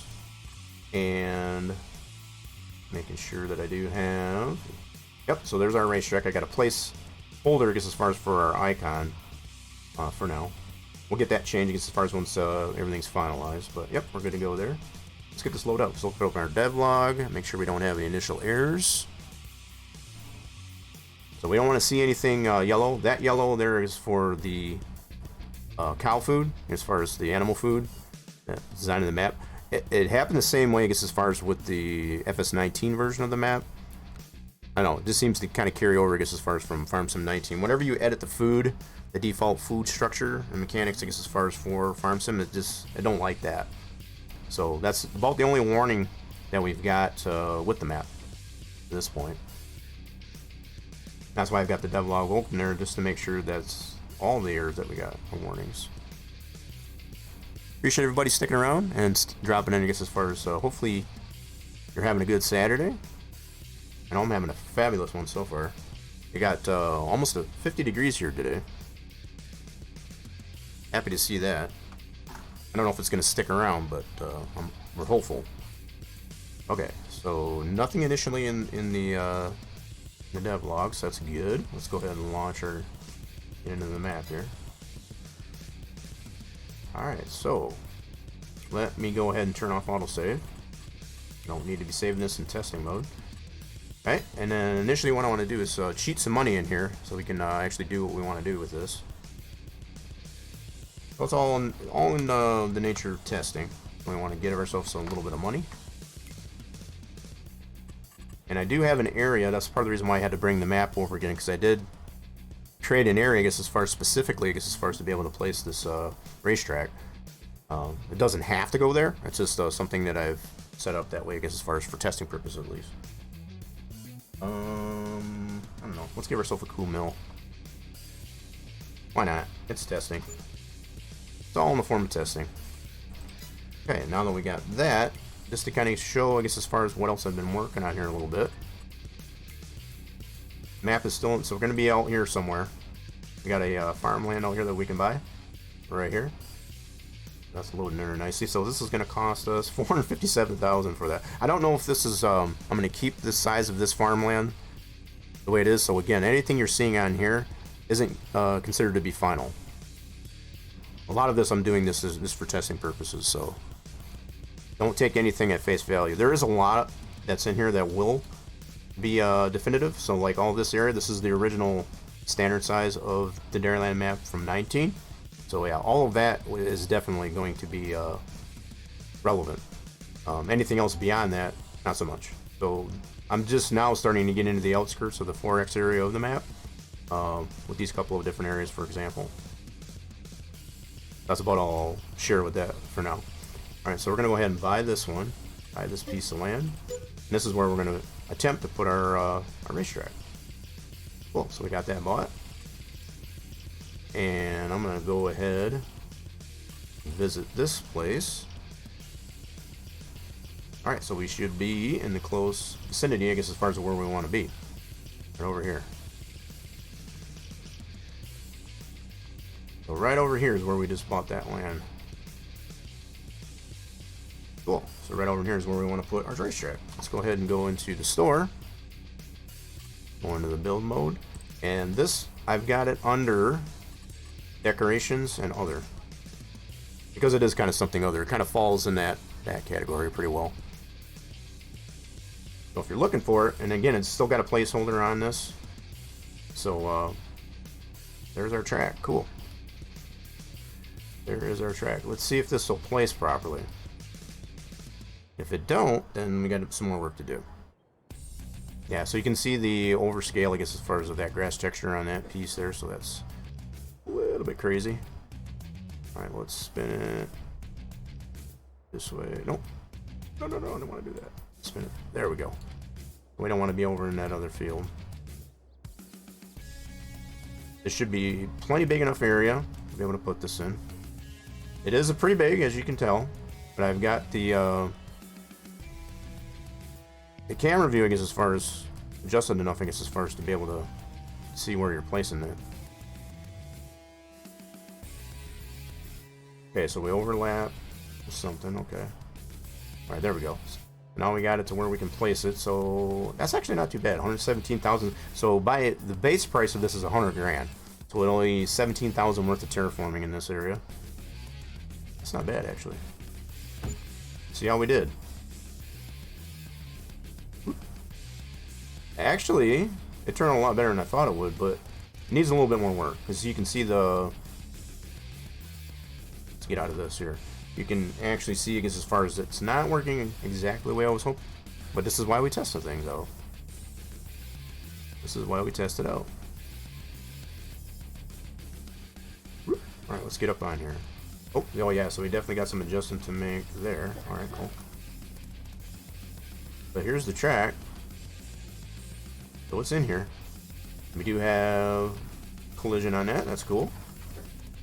So it's not terraforming exactly the way I was hoping. So that's kind of a bummer. So I guess I got some more work to do, I guess, as far as to get this to terraform properly. So it's kind of burying the track in here. So everything that I was showing, I guess, as far as of how the different elevation changes in this thing, I was hoping adding this piece onto it would correct that. I guess it's kind of not. So I might have to make some further adjustments on that to make that work properly. I was kind of really hoping to come on here and actually be able to drive on it. We probably could, I guess, as far as in the areas that are exposed, just to kind of get a sense of how this would work. I might try that out at least. Yep, so some of the track over here is definitely still buried. That's a bummer. Okay, so the terraforming is not working all like I expected by putting that piece onto there, unfortunately. Okay, let's go ahead and we'll get ourselves a truck or whatever, and we'll see if we can actually drive on this area that is exposed. We can at least test that out.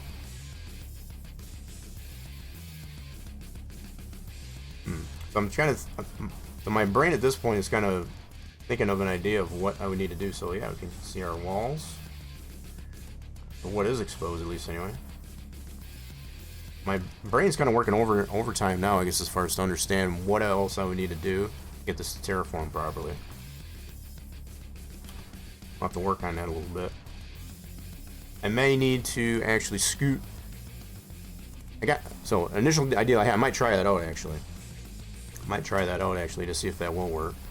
It may not work at all, but it's worth a try. So let's go ahead and move our store over here, and we'll get ourselves let's get ourselves a truck. Let's get our trusty dusty truck. Go ahead and buy that, and let's see if we can drive this around. We should be able to drive on the track. At least that's the hope. Hopefully those game sounds aren't too loud. If they are, definitely let me know. Yep, so we do have collision in the walls. That's good. Very good. Oh, come on. Come on, truck. Didn't quite clear the wall, I guess.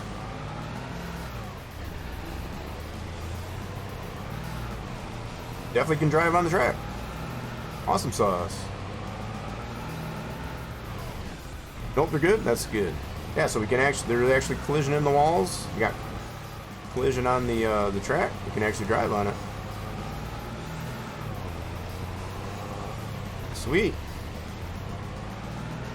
Working beautifully. So the parts of the track that are exposed, at least anyway, are working just great. Awesome. That was a pretty good test. That's a pretty successful. That's what you call a successful test. Now, we do have some adjustments to make, for sure, but for the most part, pretty successful. We moved our store there. Okay, cool. Let's get out of here, and we'll see if we can make some further adjustments. Cool. I'm pretty happy with that turnout, to be honest. The fact that the track does load, it doesn't lag, or anything like that. The fact that we can drive on the exposed portions of the track, at least anyway. Let's switch this back over and make some further adjustments.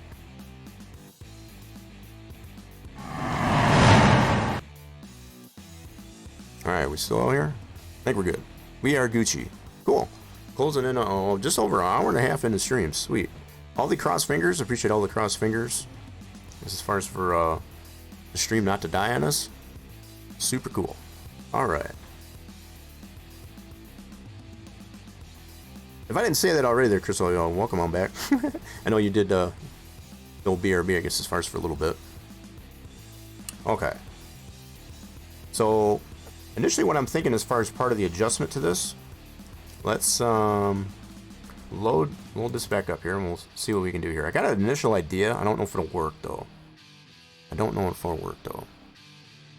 So not only for the testing of our track and so on, but also so that the stream doesn't die on us. That's all the cross fingers are definitely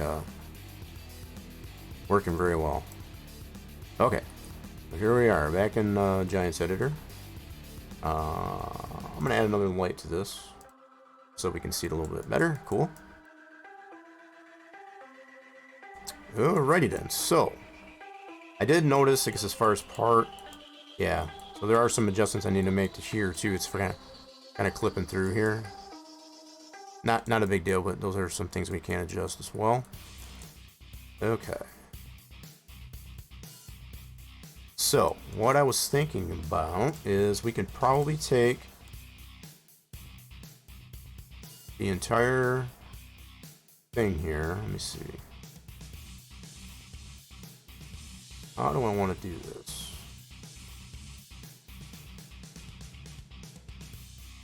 Yeah, I think in theory that should work. I think what I am going to do is make a backup of my, yeah, let me do that first before I do that. I'm going to make a backup of this guy. Alright, so just make a copy of that. And actually, I'm going to pull that right out of here. This adjustment that I make, if it steps on that, I might have to totally rebuild at i3D. And I don't want to have to do. I'm going to save myself time, at least as far as in that regard. So I'm kind of thinking ahead a little bit. So let's put this on the desktop. Safekeeping. Alright, cool. Now we can make changes to this freely. So my initial thought here, let me go ahead and create another plane so we can actually see how that ground would necessarily be cutting through the track as we witnessed in that test in the map. If we go plane, stretch this out like so. Now, I think in this one here I usually go 415, thereabouts, and on the Z ends up being 225. Alright, it should be about right. Now, so we can see this is the same thing that's kind of happening, what we witness in the map itself, as far as the way the ground clips through the track. So we got the one end of the track is exposed. That's the higher side, and then the lower side is going to still buried in the ground. So what I can use this plane as a guide to be able to shift that up like so, but it's not doing that. Okay.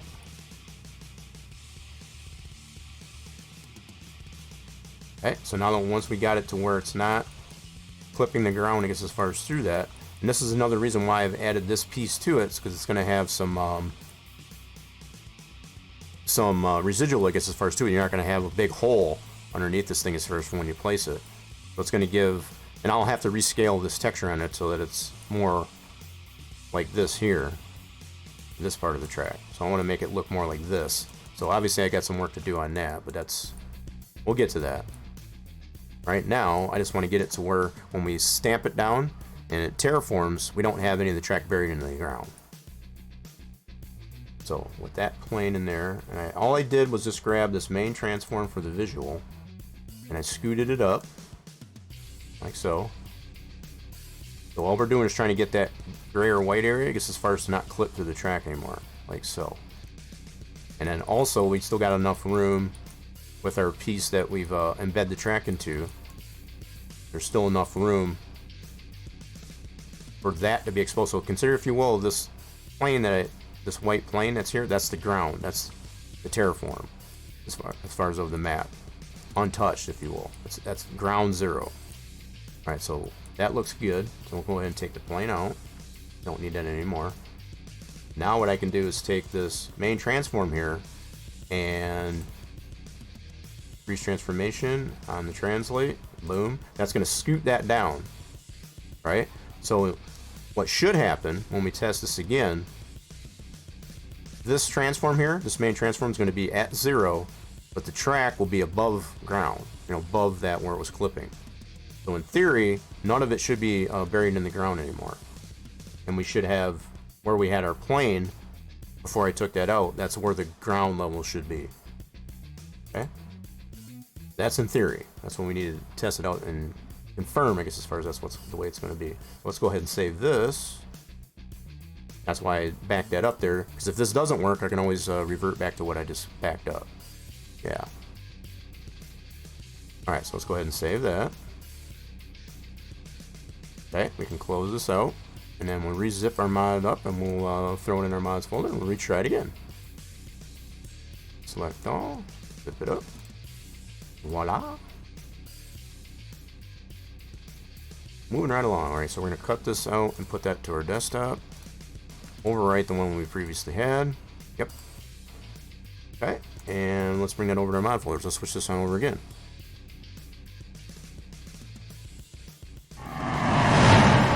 Alright, so here we are again over our mods folder. I need to get that from our desktop over here. Refresh that, and we should have... That's right there. All zipped up. We'll copy that, put it in our mods folder. Overwrite the one we previously had. And let's go test this one out. Load our game up and try that out. Alright. So that test so far, I guess, as far as with our previous save of the map, turned out pretty good. So that's good. Pretty good, very nice, very good. Let's load our game up.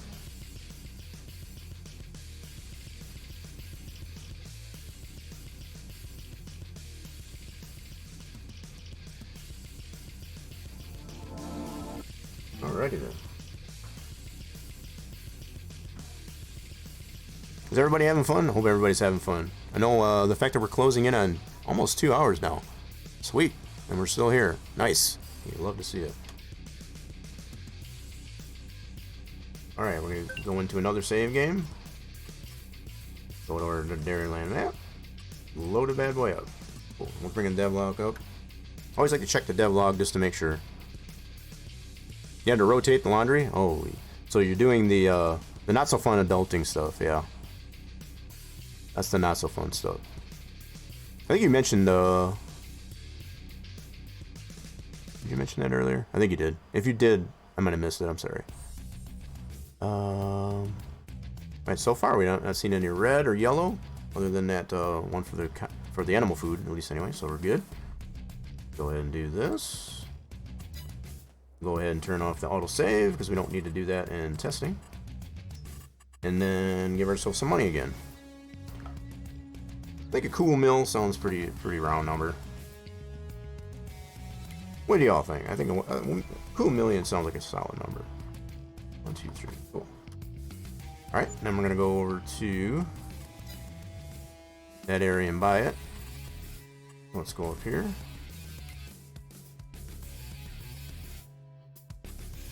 Okay, so we're kitty corner gets us first to the area that we want to buy. Go ahead and buy that area up there. This area works pretty well as far as the placement of that track, I do have to admit. That's kind of all by design. I was able to bring that model into the map and actually know how much area that I was going to need, at least for these testing purposes anyway. So this can give you a pretty good idea of how much space this track needs. So regardless if you want to put it on a diagonal this way or this way, it gives you a pretty good indication of how much space that you'll need. So you can see hectares. Oh, did we already buy it? No, I didn't. Why is it not telling me the, hold on. Why didn't tell me the, let me go back this way. It didn't tell me the hectares for it. Anyway, it's a pretty big plot of land. To the tune of almost $500,000, I guess, as far as for that. It's a pretty big track. Yeah. Alright, so we got that bought. Kind of confused why it wasn't showing me my hectares for it. Here, let me try a different area here real quick. Oh, I bet you I know why, because there's no field on it. There's no field applied to that, so that makes sense. So if there's a field applied to that, this is a fair mention. So if you're buying a plot of land that doesn't have a field on it, I do have precision farming applied to this. It's not going to give you all this information as far as the hectares and stuff. So yeah, that was what I was kind of confused of. So the fact that this area, yeah, So this kind of gives you some indication. So this area that I just bought here is right around the same size as this one. So about 20.5 hectares, roughly. You can see that comparison there. It's roughly about the same. So that was what I was kind of confused a little bit as far as why it wasn't giving me this information. There's no field on this plot of land. It's just blank. So, yeah. I needed that clarification. That was kind of bothering me a little bit. Alright, cool. I feel better. Knowing that I didn't screw something up. That's, pretty good information, I guess, as far as for anybody else that didn't know. If there's no field on that plot of land that you're buying, obviously it's not going to give you that information. So until you plow the land, it's not going to give you all that information. Alright, so let's go ahead and buy this track again. Go into our build mode. Construction. Decoration. And others. And here we go, we're here. Alright, let's see how this looks. Now, in theory, like I said, this is all in theory. This is the way it should work out. So far, it seems the whole track is above ground. Boop, boop, boop, boop, boop, boop. Come on, there we go. I got a little divot out here too. I noticed that too. I'm gonna have to fix that at some point. Yep, got a little divot out here as far as in this plot of land. It happens. Alright, so. Holy crap. Alright, so we need to get this turned. Let's spin ourselves this way. Alright, cool. So you can kind of get a sense of how much it's going to cost us there as far as if the ground is level. Well, the more we go this way, kind of the more it gets there. So we want to go this way, I guess.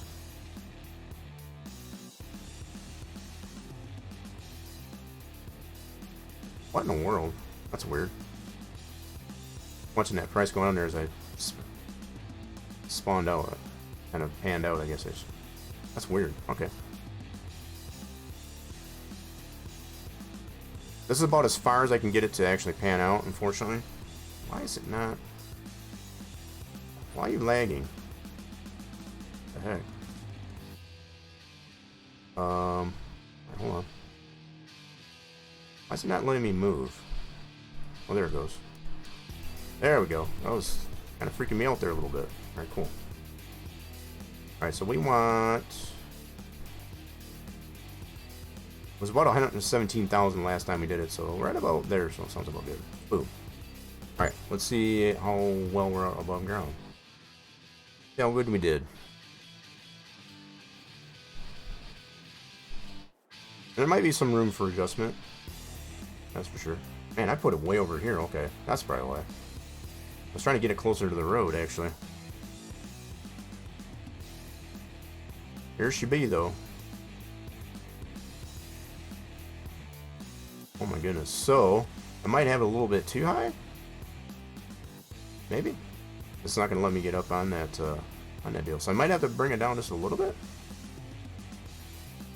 See how high it is. It looks like everything is above ground, though, so I don't see any gaps on this end. Okay. It was worth a try. This is why we test things. There's that divot. At least another divot. I think you get it all smoothed out, I guess, as far as in this area. Got a little bit of work to do there. Is this going to let me up on this thing or not?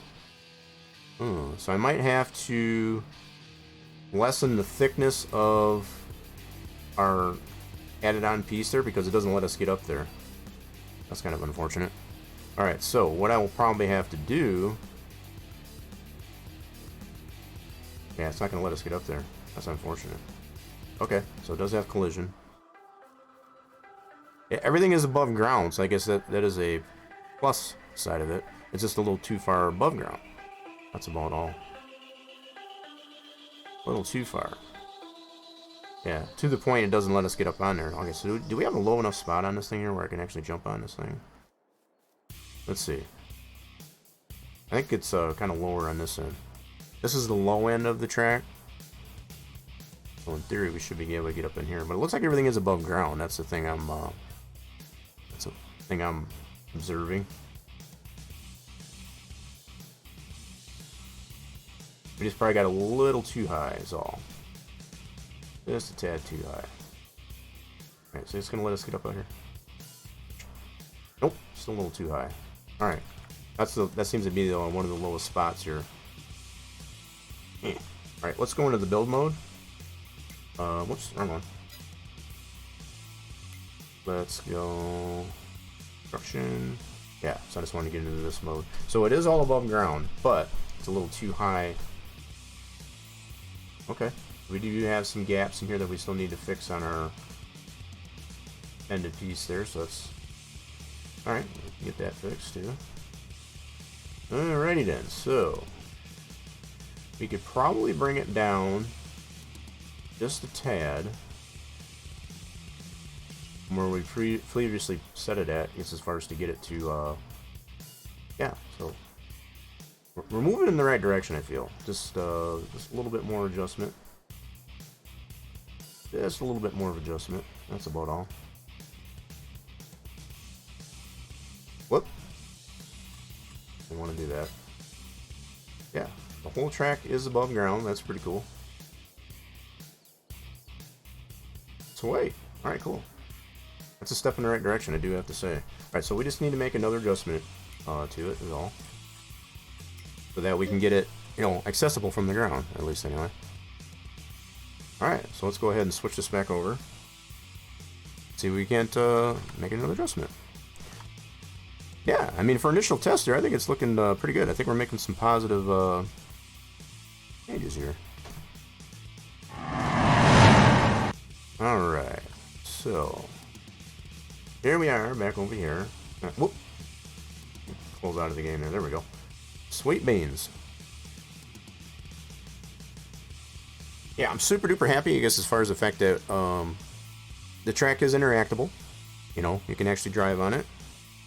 As far as what we tested so far, we just need to adjust that the height of it is all. So I think what I'm going to try and do, let's open it up back up here in our Giants editor. Unless you're going to have flying cars. No, nothing like that. I'm sure there probably is a mod out there somewhere, I guess, as far as for that, but that's not something that we're kind of focusing on. Okay, so what we want to do, I feel like we are definitely going in the right direction, I guess, as far as what we need to do to get it to where we want it to land. Now, we've been trying this relatively on an area, I guess, as far as that's level, with exception to those few divots that, I guess, as far as in that area that I pointed out. For the most part, the area that we're putting it in is relatively level. Pretty level. Alright, so what I want to do, let's add another plane. And, alright, so we want to be 415 on the X. Okay, and then about 225 on the Z. There we go. Cool.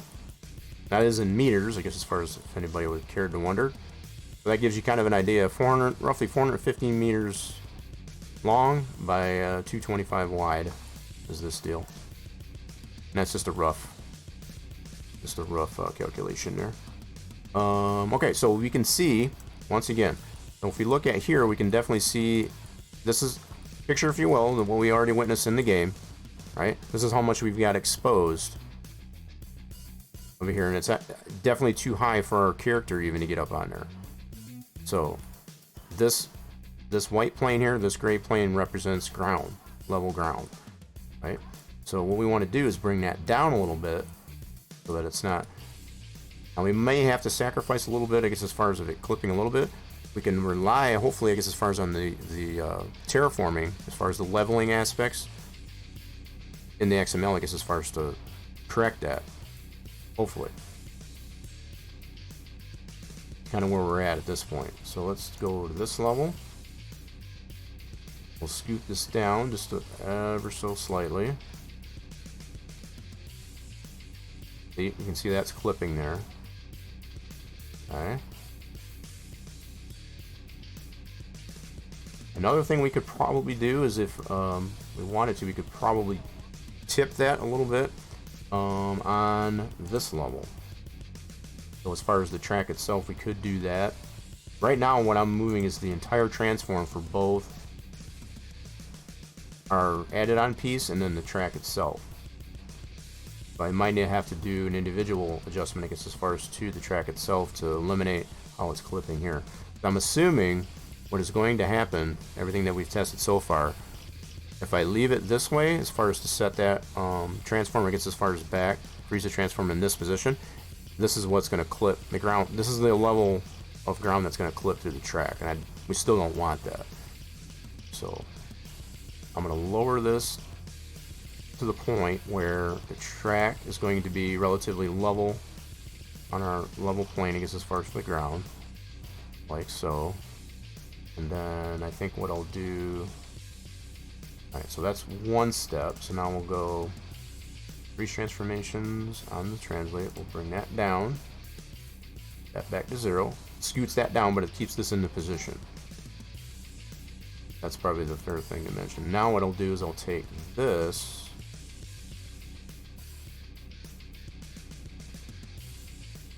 that's probably not going to work the way I was, because it's going to leave a gap here. Yeah, so that's not going to work like I was hoping. Well, shoot. Well, if nothing else, we can try it this way and see if it will actually clear that out, as far as the level of that area now, but still leave that little bit of exposure, I guess, as far as to that. Really hoping that would work a little bit better than it is, I'll be honest.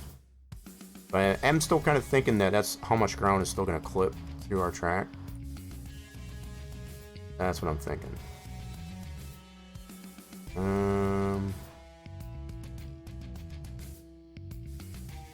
Yeah, so again, if I move the track up this way, it's going to leave a gap between our added piece here and that, but we can remove the potential clipping that's there, but then we'll have a gap under there. If nothing else, what I might have to do is create this piece or whatever to fill that in, or maybe even another piece to fill that in. That might be what will have to happen. Okay, if nothing else, that's probably what we'll have to do. Alright, so let's go ahead and set this back to 0. Okay, that should work there. Let's go ahead and test this anyway to confirm that's what it's going to do before we move any further. And I'm thinking this is what we're going to see. So all this that is the gray, that represents our level ground. This is what I'm expecting to clip through the track at this point. So this is what we'll see. We can kind of leave this open. Actually, no, I can't, because I gotta close this up. My bad. Never mind. But anyway, we'll just kind of memorize this in our head, I guess, as far as what we see clipping through the track. This is probably what we'll see in the game once we place it down in the map. What I'm expecting. So let's go ahead and take that out. Got this all saved. Let's go ahead and resave this. Yep, go ahead and resave over that. I still got that backup of the original thing before we started making any adjustments, so that's good. We'll go ahead and close this out, like so, and then let's go ahead and zip this back up.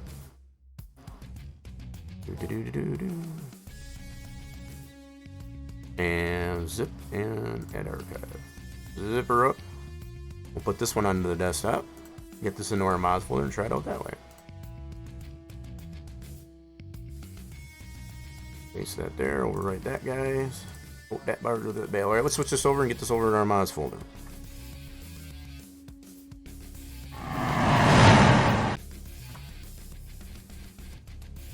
Okay, let's see here. So in our mods folder, we need to overwrite this guy, so let's get on our desktop. Grab this feller. Put that in our mods folder and overwrite what we already had in there. Sweet. That'll work. Alright, let's load our game up and try it out.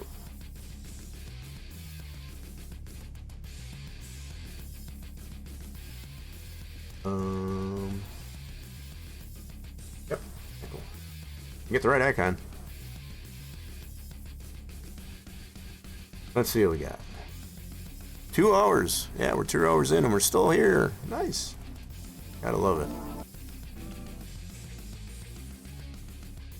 It's all thanks to all the cross fingers.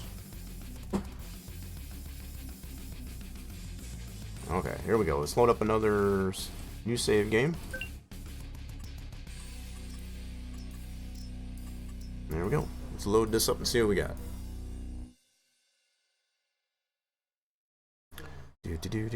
I don't even know. I'm pretty sure there probably is a modeled there somewhere, I guess, as far as with flying cars. I know on Deuce's community, you know, community server there on Western Australia, you had some pretty cool things. You had some scooters, you had some trucks, stuff like that. You had quite a few vehicles, I guess, as far as to play around with. That's pretty cool. Alright, so let's go ahead and turn off the autosave. We don't want to do that for testing purposes. Go ahead and give ourselves some money. Give ourselves some money. 2 million seems to be the way to go. It's all in good testing. Alright, so now we got our money. Let's go over to the area that we want to put this in. Go right over here. Sweet. So we're kitty corner to that. Let's go ahead and buy that plot of land.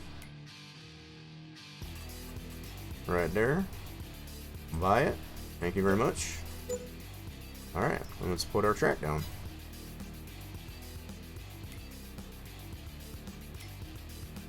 I'm pretty much, like I said, I'm pretty sure, I guess, as far as what the result's going to be on this. But I'm thinking what I'll have to do is probably move the track up, and then I'll have to fill it in, I guess, as far as what that that added model piece, I guess, as far as under the track, to kind of fill in some of that gap. That's probably what'll end up having to happen. Alright, so let's go under decoration, others. Our racetrack is right there. Yep, I can already see that's what it's doing. Almost exactly what we're seeing in Giants Editor. See all that area of the track that's still under the ground? That's that low end. Alright, so let's go over here. Keep it in this orientation.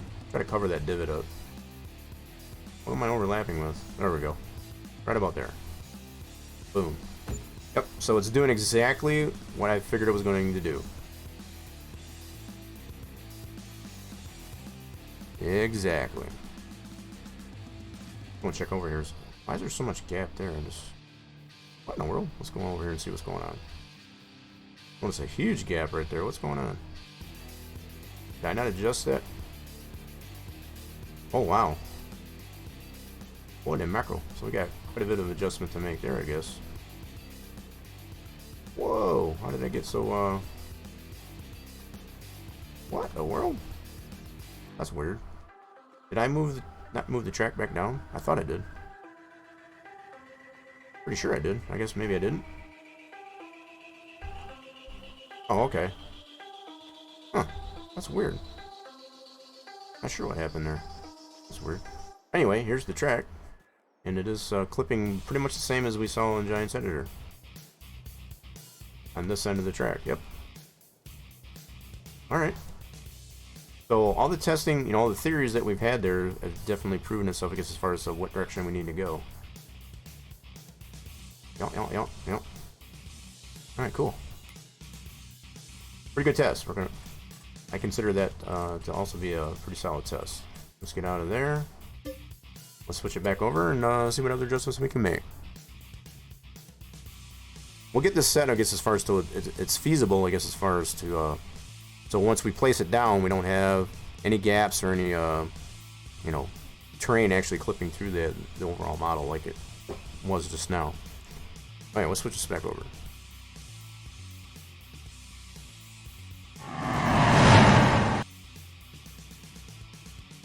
Close the game out. All right, cool. Alrighty then. So what we need to do.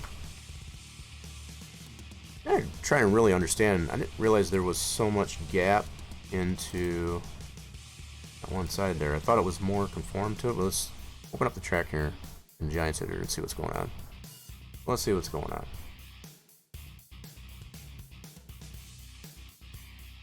Okay, we got it loaded back up in here.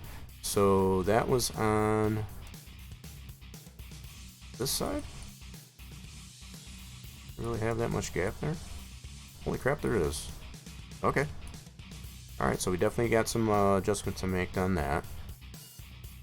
One thing I dislike is when you place a building, it puts a divot around the building. Yeah, see, that all depends on how level your ground is. Again, like I've already mentioned, the fact that we're putting this in an area that's fairly level, right? So if it's got if it's not as much at ground zero, you know, from the map level, I guess as far as to say, it may look level, but it may be at a higher level, I guess, as far as that's smooth in another area of the map as compared. Now, the place that I'm putting it at is that it's completely zero, with exception to those couple of divots that I had that I was pointing out.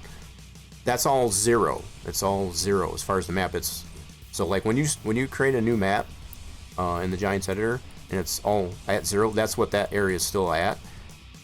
And I know what you mean there, Crystal, I guess, as far as when you're putting something down in an area and it'll put that huge, like embankment around the thing there. That just depends on what level of, the area that you're in is at. So if it's got like 50 meters or any amount of above zero or below zero, it's going to add that to it. And that's all because of the leveling aspects and the clear and leveling aspects that are applied to the placeable itself. That's just the way Giants, Farm Sim has always been when it comes to that. So that's why the fact that they got that build mode into there, we never had that before. They did apply that at the tail end, I guess, as far as FS19 to do landscaping or whatever, but the fact that it's got that entire build mode in there as far as to do placeables and all that type of stuff, it's nice to have to be able to correct that type of thing. Whether or not we'll see Giants, I guess, as far as kind of tweak on the ability of a placeable, it's really no fault, I guess, of the placeable itself. That's probably another thing I guess I want to mention. It really does come down to most of the placeables, the whole design of it is usually when you put the placeable down, you want to make sure you're as close to ground zero on the map as possible. And when it's not, that's when it's going to basically just apply those divots, like you say.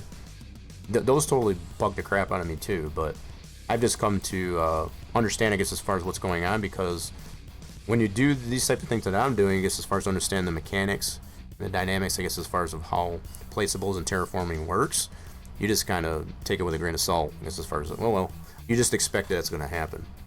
So, now if I was to put this same thing in here, once I get it all leveled out on level ground that I've been testing on, if I was to put it in an area that is very lumpy and all that stuff, I'd totally expect, I guess, as far as to do exactly, what you explained, as far as the divot or whatever. It's going to do that, regardless if you like it or not. Now, if you take the attempt, I guess, as far as to level it out yourself and get it closer to ground zero of the map in the build mode, granted, it's going to cost you a little bit of money, number one, but if you take the initiative, I guess, as far as to do that and you put your placeable down, then you won't stand as much a chance for those divots to be formed. So that's kind of workaround, I guess, as far as for that, though. It may not necessarily for most, I guess, is considered a feasible option, but it is an option. Okay, so what we need to do, I just wanted to confirm on this side that there is a heck of gap, I guess, as far as over here. I guess there is. Yeah, so this is the same gap that we're witnessing on this side of the track. So I definitely need to make some further adjustments to our added piece here. Yeah. I'm not worried about that right now. The only thing I'm worried about at this point is just to get the placement of the track above ground. There's no clipping. You can have access to it. It's not going to be super high off the ground zero and all that stuff. That's really the only thing I'm concerned with doing at this point. You can never get it fixed right, right? Totally understandable. Yeah. So part of the other thing with, so by default, if you're not using like the place anywhere, or things like that, or terraform, place anywhere or terraform anywhere, which is another mod that can be used. If you're not using that, so if you're just using the base mechanic build mode stuff, part of the thing that gets in the way is if there's any rigid body or collisions, I guess, as far as to the model, it's going to disallow you from terraforming there, right? So if it has tip occlusion triggers or collisions, I guess, as far as in the placeable, so I don't know how I don't have anything in here like that in here, but with the way I've got this design so far, all the rigid body that's in it and all the collision, as far as in the walls and stuff like that, if I wanted to try and terraform around the outside of the walls, it's not going to let me. because even this piece here that I got currently highlighted, it has a collision to it. So the only place it's going to let me terraform is outside of that, right? So hopefully that kind of explains things. So that's super annoying. I totally understand where you're coming from, but especially when you've got a trigger for something on a placeable, like on a cow barn or something like that, that has a trigger to be able to put food into, that trigger has collision. You can't see it, but it's there. And the fact that, you know, if you've got a little bit of a divot there or whatever, as far as placing it down there, sometimes going into the build mode to try and fix that, it's not going to let you because that collision and that trigger's there. That's super annoying. I know where you're coming from on that. So it's like, but as far as to be able to get rid of that that'd be left up to Giants, I guess, as far as to do that. We don't have any ability, I guess, as far as from a modding standpoint, I guess, as far as to do that. Other than those mods, like I said, that are out there that allow you to terraform or place anywhere. And the fact that those are available, that might be reason for Giants not to want to do anything to the game about it. So I don't know. It's all up to them. So what we need to do, I think the level of this piece that I got currently highlighted is okay. Let's bring our plane back in here. Let's do that. So we'll put this one at 415. Alright, and then we'll put our Z at a 225. Cool. So yeah, back to square one, I guess, as far as we can see that this is still clipping into the ground when we place it. So we want to eliminate this. So I think one way I can do that is to, I can adjust these probably independently. I'm going to move this guy down. Or maybe I don't want to move that down. Okay, hold on. Here, let me hide the track here for a second. Oh shoot, that's in there. Yeah, I can hide the track, never mind. So I'll hide the track, and let's just work with just this one here for the time being. I want to move, maybe I don't want to do that. Well, shoot.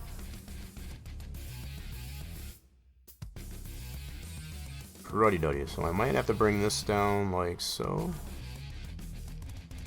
Nah, it's going to defeat the purpose of having this piece, I guess. Well, shoot.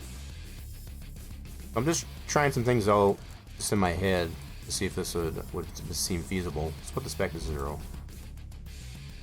Alright, so that's what we have there. So it's probably more that than anything. And keeping in mind, I guess, as far as this piece here is actually conformed to the geometry of the track. So let me hide that for a second and bring the track back out. Yeah, so we're getting pretty much the same issue. A little bit more on the track than we are the other piece. Okay. Gotta be a way to do this. See, what I'm really trying to do is not have the thing so far up in the air to the point where, you know, you don't have access to the track. So I don't want it too high off the ground when you place it. That's the other thing. Now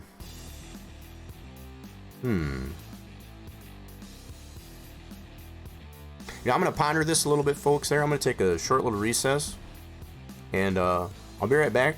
And hopefully, maybe I'll have a fresh mind, I guess, as far as when I step away and take a little bit of a bio break. I invite anybody else to do the same thing. I need to replenish my drink too. My drink has been depleted, so I'm going to be back in just a minute. I'll be right back. Don't go nowhere.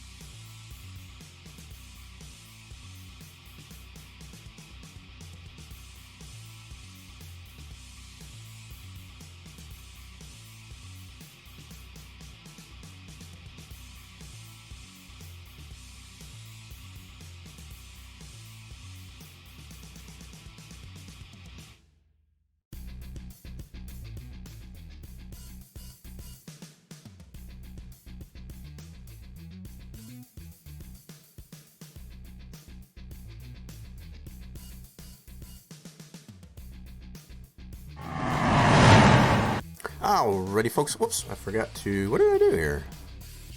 Get that going there. Alright, cool. I didn't really have any good insight, I guess, as far as for what else we need to do here. So, just have to play around with this until we get a reasonable solution to this. So, the one thing I kept going back to is the fact that what I've already explained. Most placeables that you design, as far as you want them, pretty much level anyway. Everything that you put on is going to be all on level, on the level. This is not. So the overall model to it is higher on one end, I guess, as far as in the other. So it creates a little bit of a little bit more of a challenge. But what was that message you said there, Crystal? So the driveway on Iowa Plains, not the one across from the barn, is really bumpy. So try to smooth it. It made it worse because I was just using building mode. That was in the game, right? You got the mod fix anything or whatever it's called, and still couldn't make it right. Oh, so the place anywhere or the terraform anywhere, and it still wouldn't let you? Yeah, I've had pretty good luck, I guess, as far as with that terraform anywhere or whatever. That's so that's kind of surprising if that wasn't working. I don't know what else would have been in the way, I guess, as far as on that. I haven't really dug into Iowa Plains and how that map's designed, I guess, as far as to know. I've been focusing too much on the Dairyland Vorex map. Yeah. Okay, so the only thing I can think of to do here at this point would be to go by the lowest spot, bring that up, and pretty much just have to figure out what to do with the highs, the gap on this end. That's the only thing I can really think of. Such a bummer. Alright, so let's bring some of this back to 0. It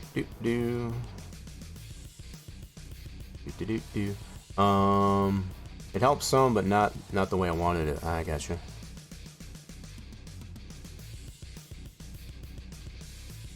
I know it's which area of the map that you're speaking of too, but I don't remember it being all that bumpy, I guess, as far as by default, I guess. Alright, so if I move this up, I'm gonna have that much gap. Alright. Alright. We're just trying some things out here to see what we can come up with here. So I'm leaving this one right where it's at. Okay.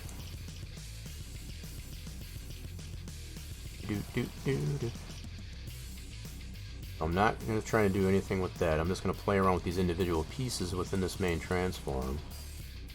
Okay, so is that... Okay, so we're still clipping there a little bit. Okay. If we do it this way... Alright, and then if we take this piece... Bring that back... Alright, now we've only got the infield that's there, but then we're going to have a gap in between that, okay. So kind of almost thinking... Okay, so let's move this up. Yeah, let's see if this will work. Okay, so... The idea that I'm going with here is the fact that we've got this main transform, which really is going to set the tone for how the placeable is going to be placed as far as ground 0 is concerned, right? So if I move all this other stuff up accordingly, again, in theory, it would stand to reason that everything would be above ground, but it would still be accessible, and not have a huge hill to climb or all that. See, right now, again, this is our ground. I gotta balance this out somehow. We gotta be able to get up onto this track, I guess, as far as without it being too high off the ground 0, I suppose. So, what do we got here? I guess the way I think of it is if I can keep this as low as possible to ground 0, which is this white plane right here, then we should be in good shape. but it's just getting it to be to that point. That is the problem. All right. It's a little bit challenging because, like I said, you know, we got this model for our track is different on one end in elevation as compared to the other. So it's not completely level all the way across the field, which is most other placeables that you would definitely deal with. All right, so let's. I like a little bit of a challenge. I think there's a method to do this. It's just a matter of finding out the method will work and which one won't. All right, so there's that. Okay, so we got a little bit clipping there. Alright.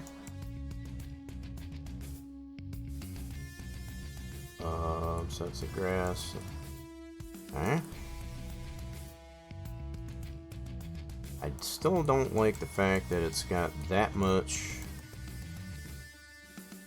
above ground like that. So, might have to rethink how this is placed. So let's go down with this. Son of a gun, anyway. So yeah. So if I bring it down to this level, obviously we're gonna have the same problem with it clipping to the ground. Now I guess if nothing else too, if we can get a majority of the track exposed and have, you know, the clipping ground, I guess as far as more in the infield, I could work with that. I could definitely work with that. Let's see here. Alright, so where's the track at? The track is right there. Okay, so we should have that where we want it to be. Yep, alright, cool.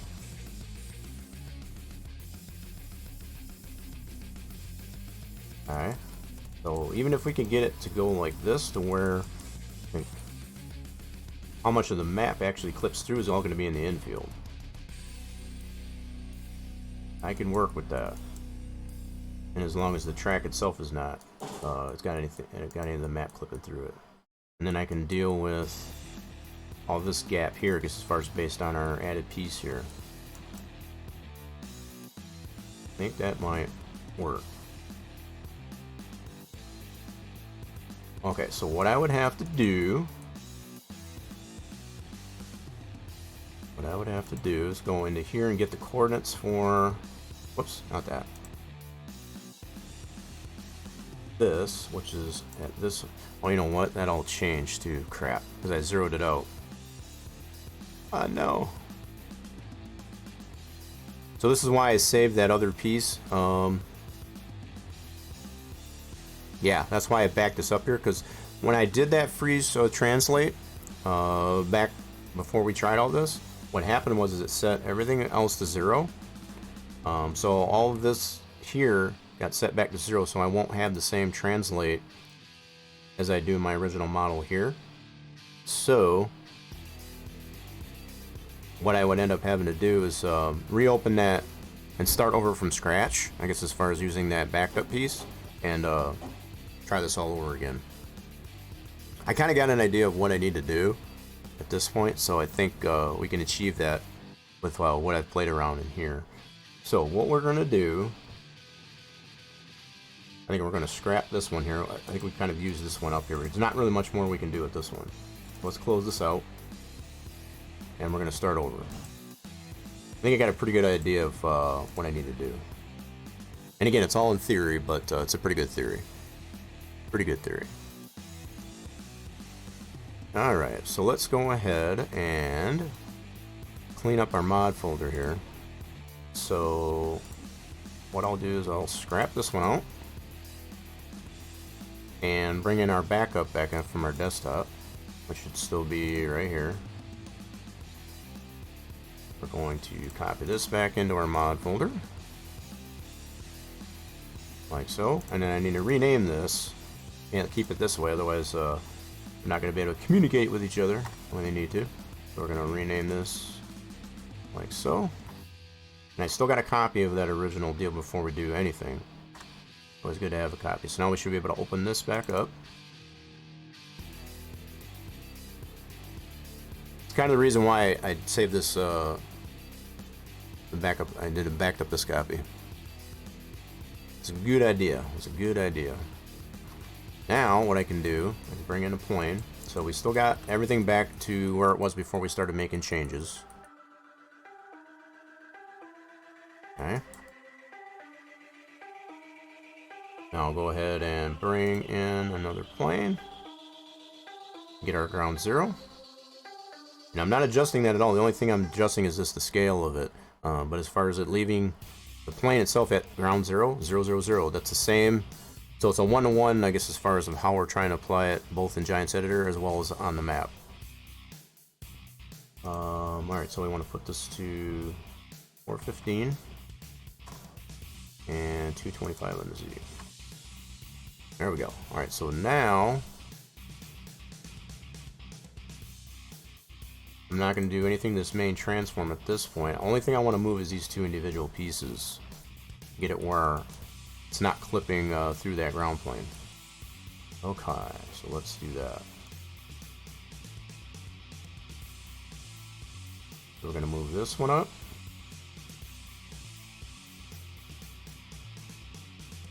Go. And move this up.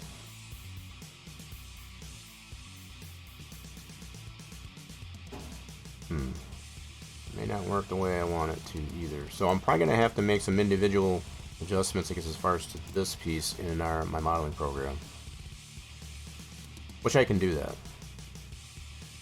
Oop, I didn't mean to move that one. Alright, so what we need to do is get the track up to where it's... Oh crap, that was the wrong piece. My bad. We gotta get the whole thing. There we go. So let's get this up above ground plane. Like so. Now, this is where we want the track to be.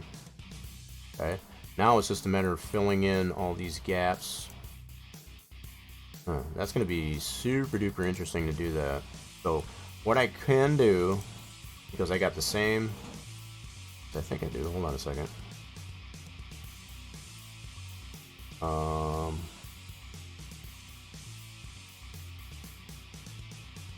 okay. There's my translates. Where do all my translates go? This is the translates that I got here. So, I don't know if I can... Let me try something here. So I need to move this entire translate for this group in my modeling program up the same amount. Yeah, I think that's what I need to do. So that same amount that I adjusted it here. So this number right here, I need to copy this value into here. That'll be the same amount. I had to level that out. Okay, and that'll give me an idea of how much I need to adjust this piece. Yep. Cool. Alright, so that'll work. We'll go like this. We'll copy this in here. Oh, that's going to be on the Z. My bad. I forgot the Y and the Z is flip-flop. Gotta do it on this level. So now I've got an idea of how much I need to fill in on this piece. Now, the only other concern that I have is, let me see here, is that going to create too much of a lift, I guess, as far as on that. What I might try to do is create some sloping downwards, I guess, as far as to this ground plane. So another thing I can do, just like I've got in the Giants Editor, is I can actually make a ground plane in here as well, the same size. So I got a one-to-one representation in my modeling program as well as Giants Editor. Let's do that. Let's do create inner primitives. Let's do a plane, and we'll get this to 1 and 1, like so. And we want this to be, let's just drag this out here. We want it to be 415 on the width. Whoop. 415 that way. Oh wait, that's not right. Oh, I got too many digits, my bad. 415 by 225.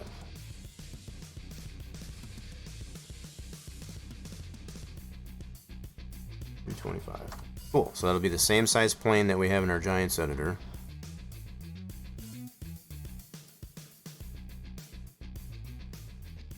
Okay, so do we have this going on the one in there? Let's double check here. Yep, sure do. That's the same thing that we're witnessing over on this one. So this is the same end of the track right here as we see right here. Yep, and then on this end we got that much exposed. Flip it over this way.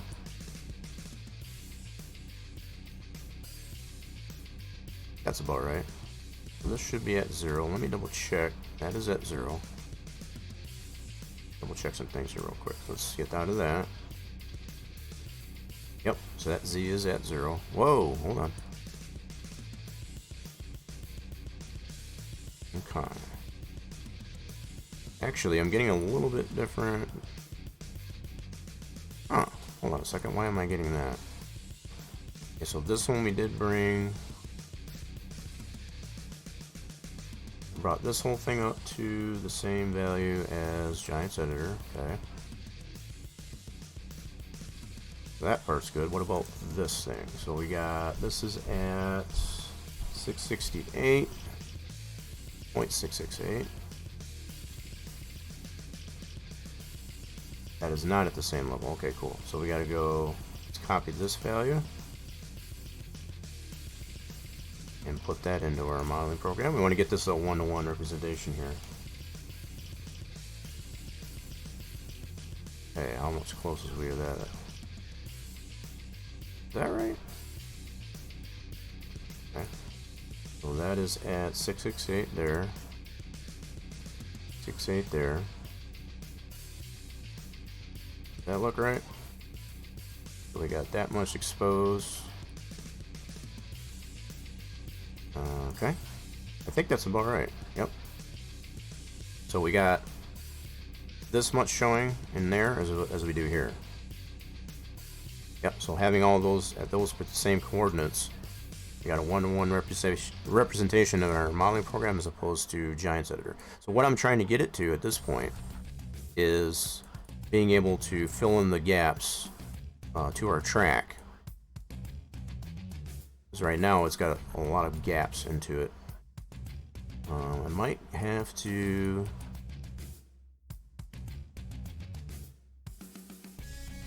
Yeah, let me go ahead and scoot this over. Whoop, wrong piece. Let me scoot this out this way. There we go. I want to see. Whoa, I want to see how much is actually. We'll lift it up here, which I don't think that's too bad. So I'm gonna have to create some type of slope to that. So I don't want to bring it straight out, for example. I want to be able to make an embankment, I guess, as far as that's what I want to see what I can do here. So for example, I would need to go like let's go into here. This should be an editable poly.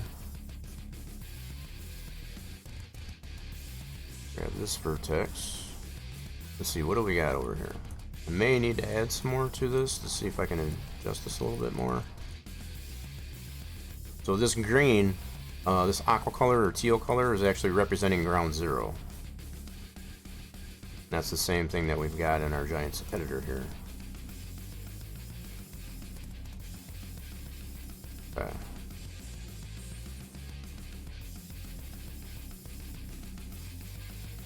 So what's going to be interesting, I don't know if I want to actually make I don't want to do that. I'm half tempted, I guess, as far as to make some changes, I guess, as far as to this grass here. And just make a slope on that coming down to this. That's what I'm half tempted to do. It would only require me, I guess, as far as to spit out that particular piece and bring it into our Giants Editor, which would be this one here. Okay. I could do that in theory. So do we have the same thing? So we got 005 on the Y. Let's see if that's the same in here. I need to probably ungroup this. Okay, let's ungroup our track. Okay, and then that grass is... Oh, I see what it's doing. So it's doing... Well, crud. That's not the same translate that I was hoping it would be.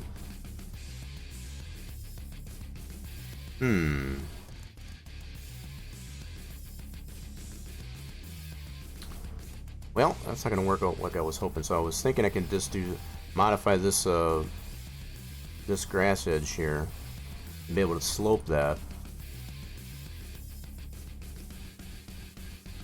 into our other piece here. Let's see.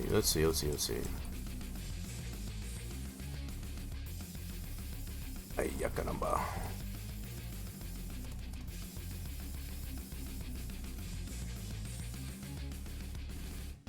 Yeah, the fact that I'm not getting the same translate as I am here. So the only thing it's inheriting it over here is just the 5721 that I did on the main transform. 5213. That's not the same. So that's the concrete. What's the concrete at? So that's at 2209. Nope, definitely not. Shoot. Well, that's a bummer. Son of a gun.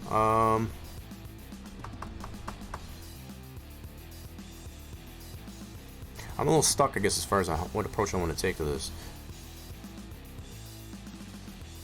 I know there's a way to do it. I'm just trying to think reasonably, I guess, as far as option to do that. So, because on the one hand, I'm trying to make it so that it's not so far off the ground that you're going to have so much to climb, I guess, as far as you get up onto the track. I don't want that, but I also don't want the track to clip into the map.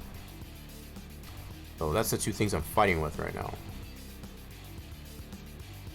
And I don't want to adjust the integrity of the track, I guess, as far as to have it lower on one end, as far as the elevation.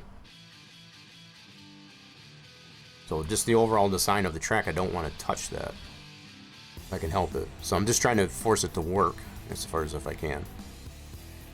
I know there's a way, it's just a matter of figuring out how that's going to be. Let's see here.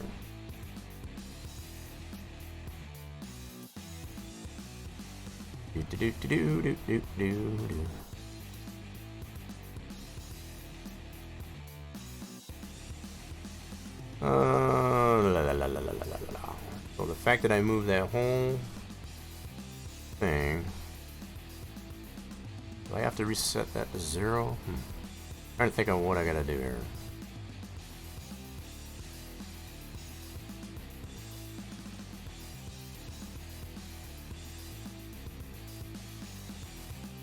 A little bit stumped, I'm gonna say. Boom, boom, boom, boom, boom, boom, boom. Alright, let me go ahead and regroup this again real quick. I think it's still gonna keep it at the same, let's find out here. I don't know if it will or not. Let me go ahead and wait, why do I got two planes in here? The heck is this other plane? Hold on. What is this other plane? Oh shoot, I didn't realize I had that one in there. Let's get that one out. I must have added one and I didn't realize it. To do our ground plane. Alright, so that's the only one we want. Yeah, okay. Put that one back. Let me group back up all of our track parts. So we'll do this. A little paint, TSD walls. Alright, cool. So we get all that. Let's regroup this up here. And now I don't know if it's actually going to maintain the translate that I put it at as far as to raise that up. Oh my god, I can't type.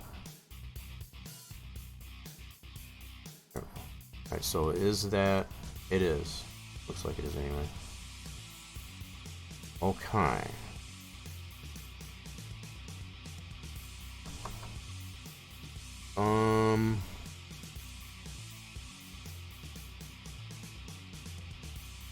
Put that back to 0. Alright, let me hide this. Okay, now we're back to this. Okay. Do.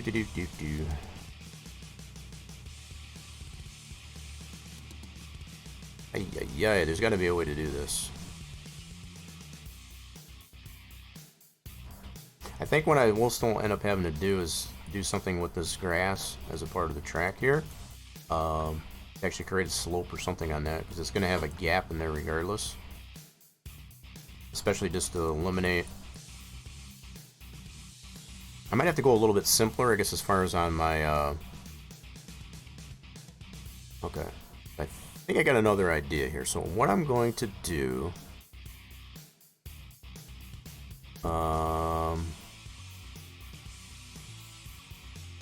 What's up, 360? What's up, Trevor? What's going on?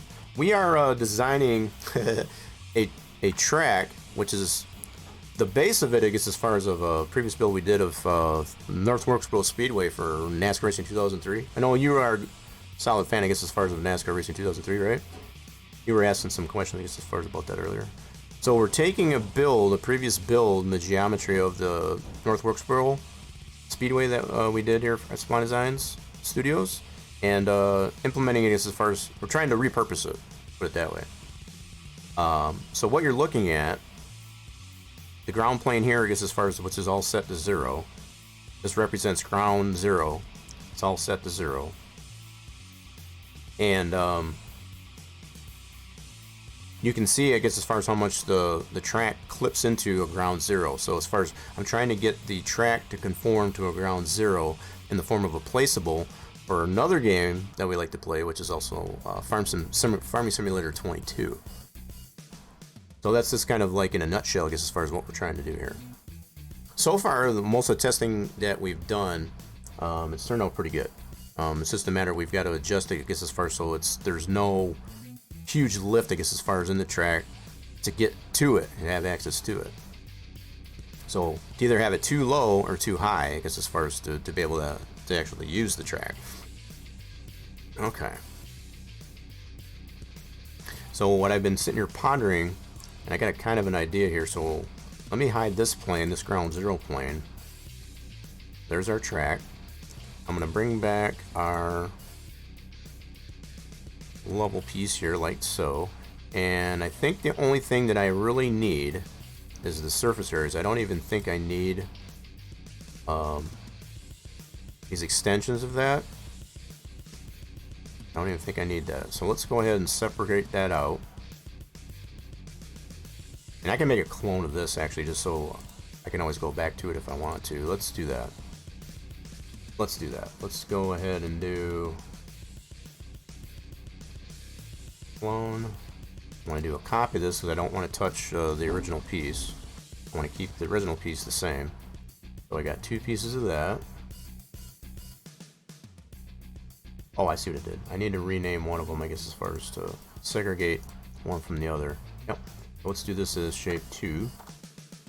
Alright, so we'll work with that one, and we'll hide the other one. Yeah. I always want to keep a backup, that's for sure. You do a lot of modeling in SolidWorks for work. SolidWorks? I don't know if I've worked with that one in particular. I'm using a legacy copy of 3ds Max. This is my modeling program of choice. I'm much more tenured in it than I guess as far as in some of these other programs like Blender. I just don't like the UI of it. A lot of these newer programs. I'm a little bit stubborn that way. I know my way around 3ds Max quite a bit than I do some of the newer models. So if that happens to be a newer one, if at any point you want to share some, I guess, as far as what you do, I know if you can, if you're not obligated, I guess, as far as, you know, I'm all about full disclosure, full transparency and stuff like that, but if that's something that you can't necessarily divulge into what you're doing for work, you know, based on NDAs, that's what I was thinking as far as non-disclosure agreements, that's perfectly understandable as well. I've been there. I know what that's like. Alright, so all I'm going to do here on this piece that I this clone, I'm going to take off all these side pieces and just maintain, I guess, as far as these surface areas that have all the different elevations to it. And we're going to try and work with that. Let's see what we can do with that. Oh, actually, I want to get it off of this. We're going to highlight all these pieces here. We don't, because I think I've come to the conclusion that this is not going to work like I was thinking. As far as to have that collision on this piece and it would actually terraform the way I was hoping, it's just not doing that. So there's no need to have it. All right, so let's remove all this. I may end up having to add it back in, but that's why I got a clone of it, just in case if it does come to the point where I can maybe still reuse it somehow, then I can always revert. I'm glad the stream has stayed up there. It hasn't gotten stepped on, I guess, as far as like that. That's been good. We're closing up on 3 hours. Holy crap. That time flies when you're having fun. But, yeah, Trevor, I know you had mentioned you were asking me, forgetting whose stream, I guess, as far as whether or not I was, if I've divulged myself into the realms of Enter 2003, track making in particular. Yeah, we got quite a few Spline Designs styles, I guess, as far as of North Wilkesboro, Langley Speedway, just to name a couple. We've had some collaborations with other track builders for Enter 2003, like our good buddy Torch. He's known as John Russell, I guess, as far as in the Enter 2003 community. So we've done some work and some collaborations, I guess, as far as with him on some track builds. So yeah, it feels kind of good, I guess, as far as to get back into this, only for a different type of game. Yeah. See, long story short, I'm a machinist engineer for an aerospace machine shop. That sounds pretty cool already. So I do a fair bit of mechanical design. But yeah, Blender sucks. Thank you. I'm glad I'm not the only one that feels that. I cannot stand the user interface to Blender. I mean, I know it's free, and there's a lot of people that do use it, but free is not always the best. Free is not always the best. Yeah, the fact that, you know, I can get these legacy copies of 3ds Max, you know, be it the fact that I'm alumni to the university to which I attended, I'm perfectly fine with that. It does what I need it to do. Granted, a lot of this new age stuff, I guess, as far as that, you know, for game design, this is a dinosaur. But like I said, for the games that I do tend to enjoy and divulge into, it does what I needed to do, and that's all I care about. So yeah, we like to get creative here on Saturdays. So you either find me playing builder simulators, you know, like House Flipper and stuff like that, or it's been a while since we've done these types of streams on the channel, but yeah, sometimes what we like to do. So all I'm gonna try to do here is take this and kind of conform this. So I've got the track itself back to 0, right? So we're at 0 on the Z. So all I'm gonna try and do is just conform this top layer piece here, I guess, as far as to the track, and hopefully that'll create a piece, I guess, as far as that'll allow us to place it down and not be, you know, have any of the map terrain cut into and clip into the track. That's the hope, anyway. Again, everything that we've been doing in here so far has been in theory, all in theory. And so far, some of our theories have proven themselves, I guess, to be, you know, truthful. All right, so we're gonna bring this down. So it's probably a good thing, I guess, as far as I got the scaling of this grass texture on this piece that I'm adjusting a little bit misscaled, because now I can see exactly how much of the geometry of the track I got poking through. So yeah. You were just looking at House Flipper earlier. Seems like it would be fun. Oh, it's super duper fun. If you like builders, you know, builder simulators, I highly recommend it, I guess, as far as House Flipper. The fact that the developer is coming up with a House Flipper 2 prior to the end of this year, so right around September, I want to guess. They haven't said, they just said quarter 3, so I'm assuming that's going to be like around September of this year. There's they're going to be coming up with House Flipper 2. I've been looking at the trailers of what House Flippers 2 is looking like so far, and that looks pretty freaking cool. If it ends up being anywhere close to what they're showing in the trailers, like, holy crap, sign me up.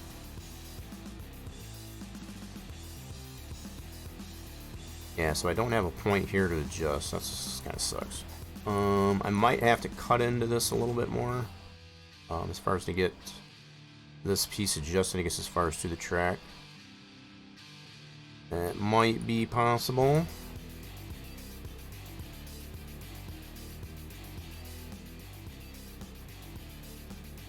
Yeah, so the fact that this, the geometry of this track exported out so nicely, it definitely wants me to, it forces me to want to maintain as much of the integrity of that geometry as possible, as much as possible. That's what I'm trying to do.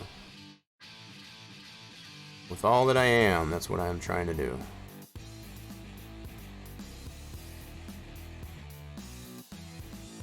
Boom, boom, boom, boom. So going right back to what I was mentioning, as far as it may come down to where I may just have to adjust like this grass on the outskirts of the outside of the track and just taper those down and not even go this route that I'm doing. It may come down to that. It may very well come down to that. So I'm gonna continue just to kind of play around with this a little bit and see what we can come up with, and if it turns out to be something that I'm not really satisfied with, I might just go that route. Maybe I'll wait for that.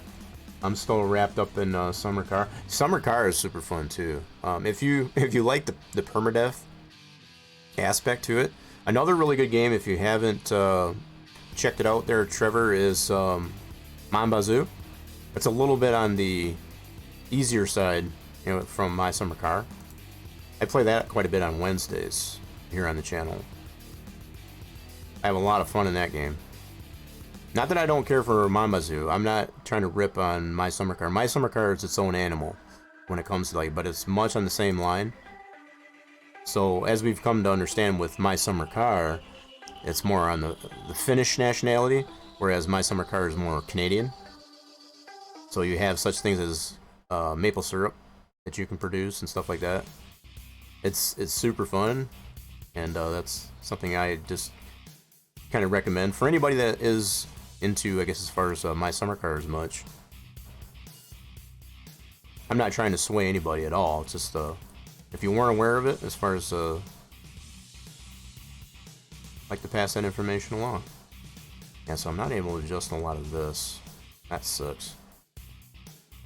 I'm not liking how this is turning out so far. I know I could probably put a lot more cuts into this as far as to have more adjustability in this piece, but I'm trying to keep the poly weight, I guess, as far as to this object, pretty simple as well. If I do tend to go this route anyway. I'm just not really liking how much adjustability or lack of adjustability in the areas that I need it. I would need like a control point right there, and I can totally add one if I wanted to, but that's going to add more poly weight to it, more N-gons, and it really triggers my OCD. I guess as far as that. I'll have to check it out. I like the permadeath aspect. Yeah, and if you like that aspect to it, to each their own. Mine, I get super ragey.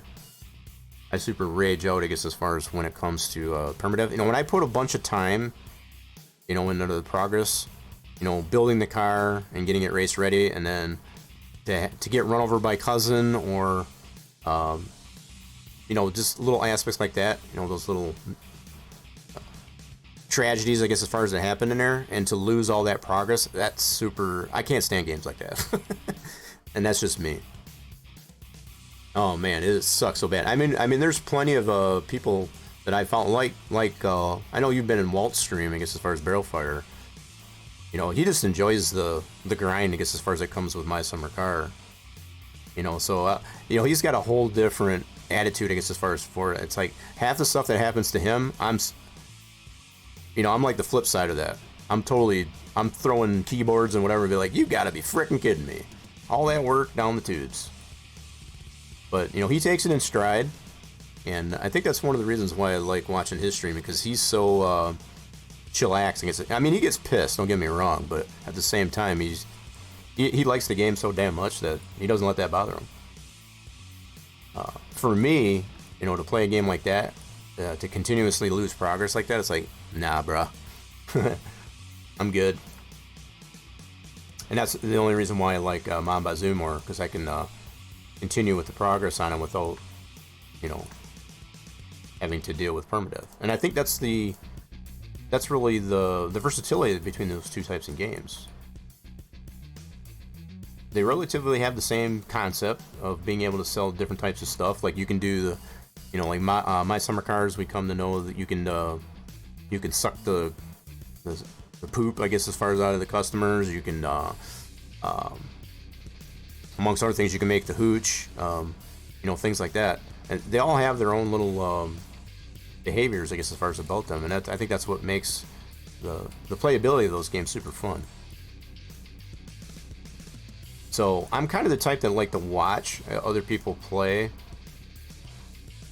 through, I guess, as far as on my summer car, as opposed to playing it myself. I've played it enough to understand that I cannot stand, I guess, as far as losing all the progress after, you know, something as silly, I guess, as far as of getting stung by a bee, or, you know, cousin running you over, or, you know, something silly like that. Yeah, I don't like how this is turning out. I'm going to be perfectly honest. So I don't think this is going to work the way I was hoping. So we're going to totally scrap this idea. So we should still have that original piece there. That's cool. Okay, so we're going to bring this plane back. That's our ground zero. Okay. Oh boy. Alright, so now I'm back to square one, I guess, as far as how I'm going to do this. I know there's got to be a feasible way to do this without making it so abstract that it's going to make it just seem like nonsense, I guess, as far as when you go to place this into the map. Onto the map, yeah. You would hate Rust. Even when you're not in the game, your player is active. Say, what? How is that possible? You're talking about in a server type of environment, or... I can see if it was in a server, but like if you got the game shut off, that shouldn't be or does Rust go by how much time from one time of gameplay to the next? That's super crazy.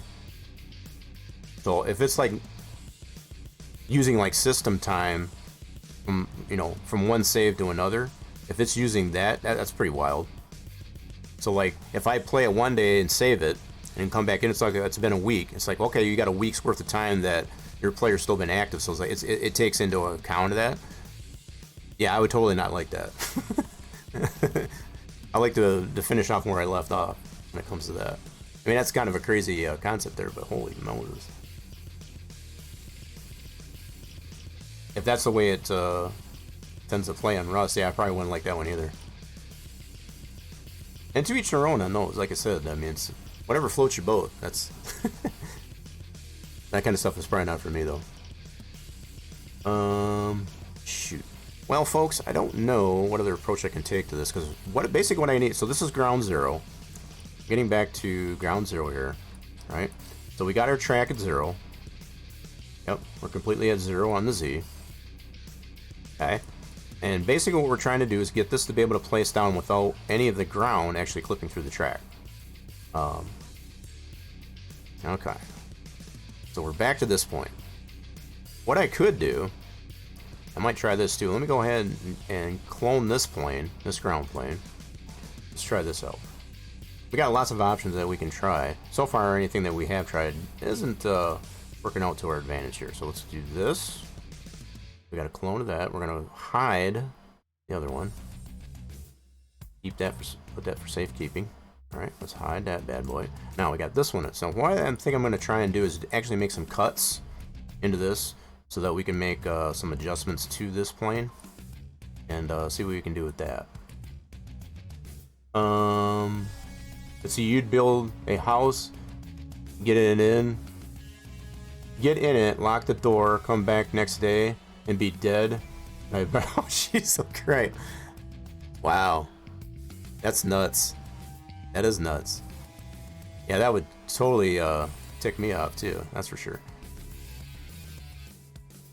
Yeah, I get you. Alright, so what I'm going to try and do is follow the trajectory of this track, and I'm going to make some cuts into this plane that I just cloned. And we can do that because... Is this an editable poly? It is not. Let me go ahead and convert this to an editable poly. There we go. Now we can make some cuts into this thing. So let's get our cutting tool out. And since we don't have any edges or anything to actually cut into, to actually snap to, we're going to have to just kind of eyeball this. We're going to have to eyeball this. Yep. So this is going to get a little bit wonky. We're going to make this work though.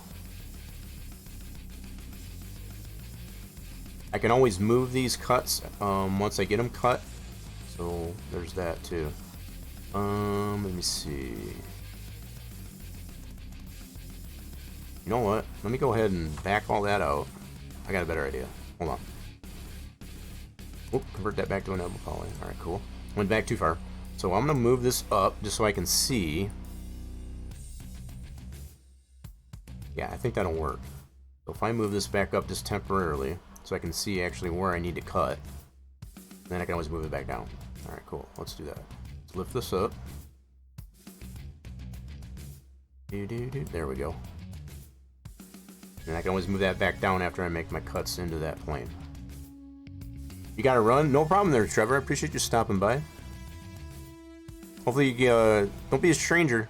Feel free to stop on in, I guess, as far as we stream here every Saturday and Wednesdays, for sure, for positive. We play Le Mans Bazoo on Wednesdays and on Saturdays, so yeah, feel free to stop on in. I appreciate you stopping in. Alright, we're going to continue work on this though. Alright, so let's go maybe top down. Let's try top down. So now we got that raised up. Now we got a better idea where we can cut into that plane. So we want to select that plane. Whoop. Make sure we stay top down. Oh my goodness. That is not what I wanted to do. Let's do that. There we go. Alright, so now we can make our cuts into our editable plane. So we'll cut. And let's try to do it from here. There we go. We'll put several cuts into this. I could have made it a little bit cleaner there. Here, let me back that up. Let me retry that. Whoopsie. Kind of made a mess of that. Why is that cut still there? Oh, dang it. Back it up. Okay, that track should still be down. Okay, cool. Why in the world does it still have those cuts in there? That shouldn't have those cuts in there. Oh shoot. Hold on a second. Vertex. Why does it still have that cut in there? You goofy thing. Alright, hold on. I shouldn't have that cut in there anymore. What the heck's going on? Alright, let me I want to make another clone of that. I don't know what happened there. Something got broken there. Something definitely got broken there. Alright, let me go ahead and bring out that one here. Make another clone of that. Try this again. Yep, so we'll do edit clone. Do that as a copy. Yep. And then hide our plane 1. There we go. Let's try this again. Okay, convert that over to editable poly. Sweet. Now let's try this cut again. I want to make them a little bit cleaner than I initially did there. So we're on our editable plane. There we go. Let's try to make these a little cleaner. And we'll try to put several cuts in here so that it's not too squared off.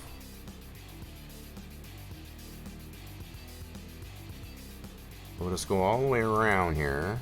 And it's mostly on this end that I need to get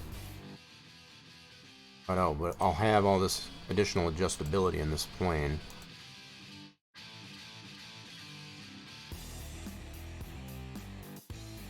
Whether I need it or not.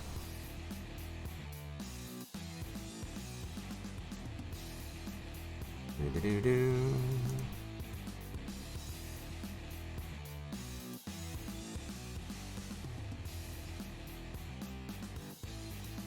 Just putting some really weird cuts in there for some reason. I don't know why.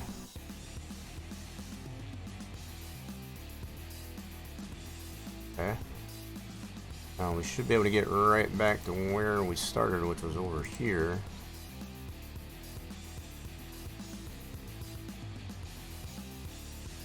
Okay. Now, is that good or what? Let's see how we did here. Get out of that. Let's hide the track. Alright, there's our cuts. Oh my goodness. What happened there? Hey, Yakanoma, what happened there?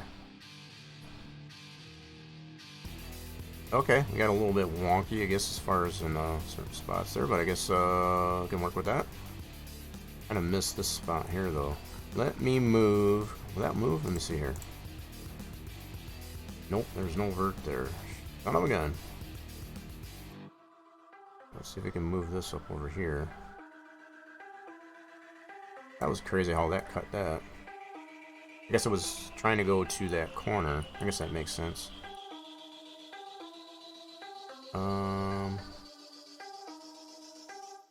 See, cut there, yep.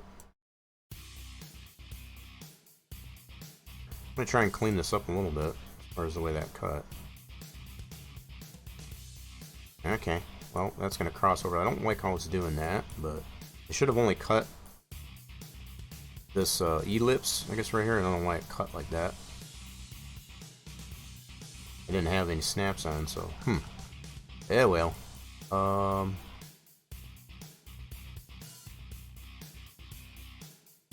In any case, let's go ahead and bring our track back.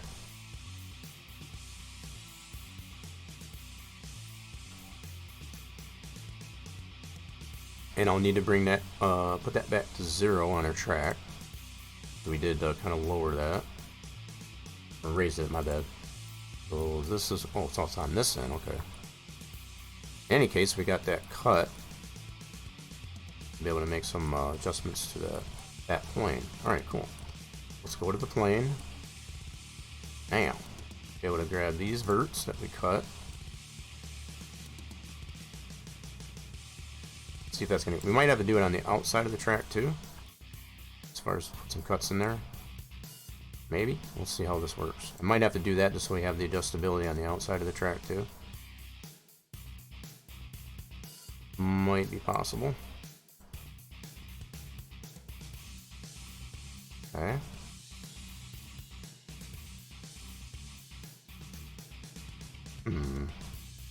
Yeah, I might have to do that.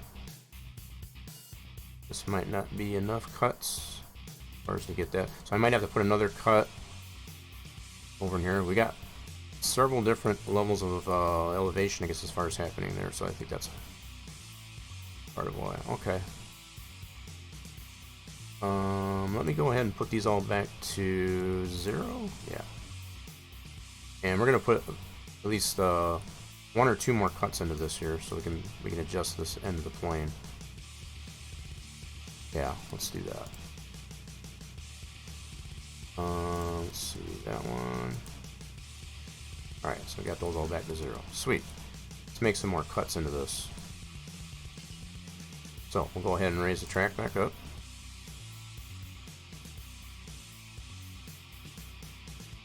How's everybody doing out there anyway? I know Trevor had stepped out. I'm dropping in there and saying hello. Appreciate that. Alright, let's lift this up a little bit.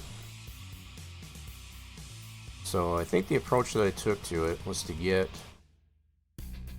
this end here over here, I guess, as far as it's level with that plane. I think that's where I did. What we did was went something like that.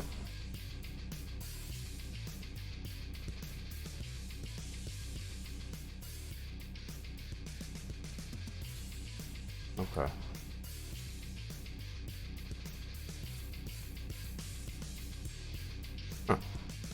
Trying to get an idea. So let's lift that back all the way up. We already got a cut on the inside here. I need to put one right about there. Let's go top down.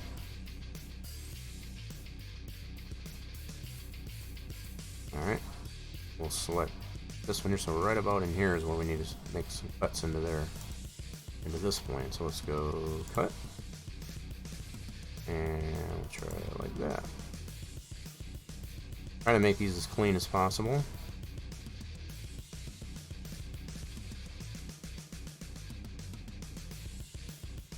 I'm not getting too close to that other one. Go all the way around. We're gonna make this work. At some point or the other, we're gonna make this work.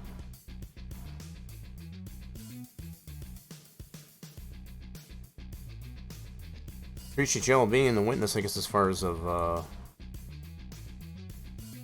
magic in the making.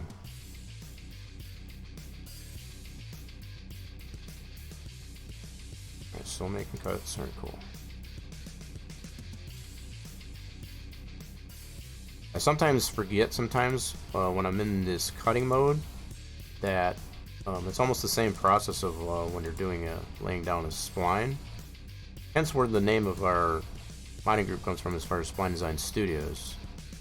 There's a lot of spline design, I guess, as far as it goes into modeling. If you go to that route. Still holding up over 3 hours, yeah. It's amazing.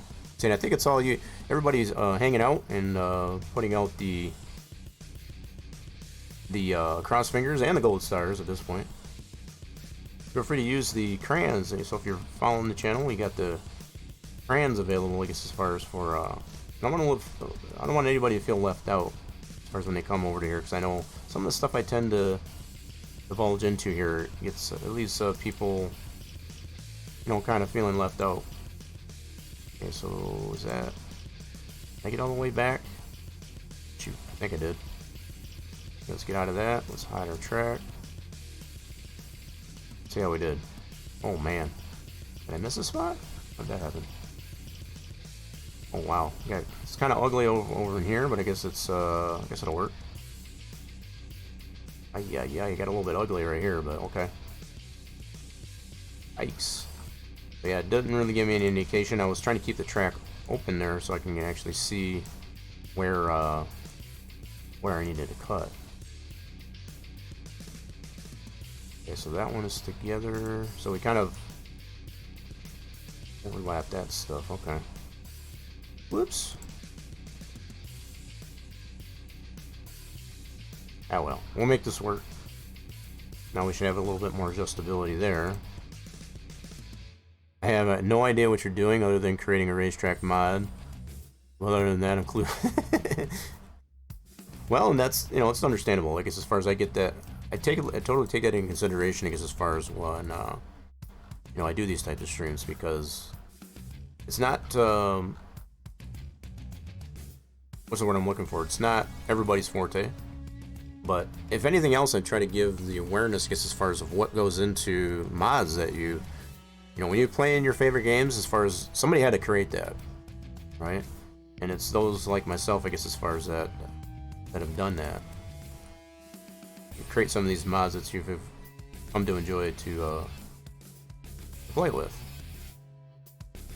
They just don't create themselves out of thin air. That's for sure. Alright, I don't kind of really like these cuts, but I guess we'll make do. Make do.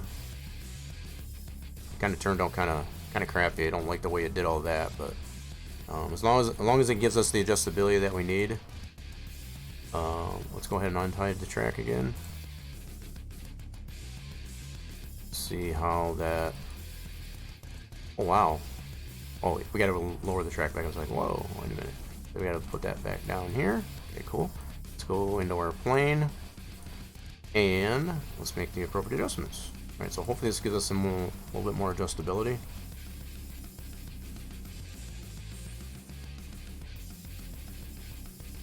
Okay. Let's see here. Yeah, I don't like the way it cut that.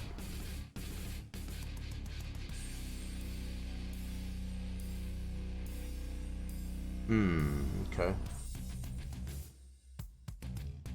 I might have to put another one further out here too. Okay, gummit. Might have to.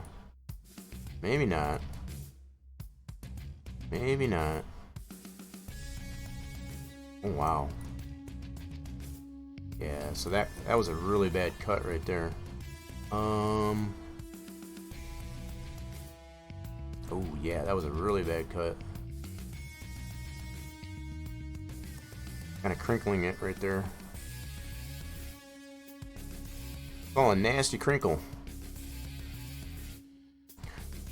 Well, and that's the hope, and you know that anybody that does divulge into what I'm doing here, as far as do find it interesting.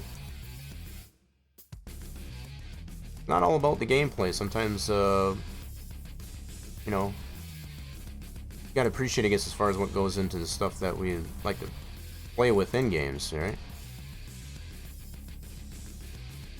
That's where I find my humility, I guess, as far as, you know, to respect and appreciate, I guess, as far as what goes into creating. You know, so something as simple as, you know, just an object that you see in a game, you know, amongst other things. Okay, I think I can work with this. I think I can work with this.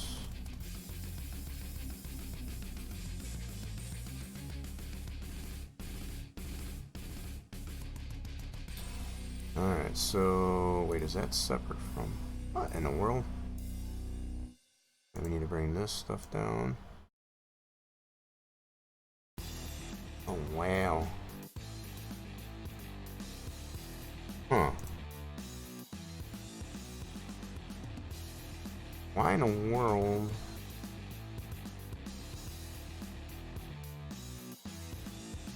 Huh. Why is that not bringing that down? What the heck? No, what the heck? What is happening there? Huh. What's going on? You son of a gun. So that did not cut the way I wanted to, so it's not even pushing this down, and when I adjust that, that's not right. That should be... Man... That did not cut the way I wanted it to, so I might have to redo this. Son of a gun.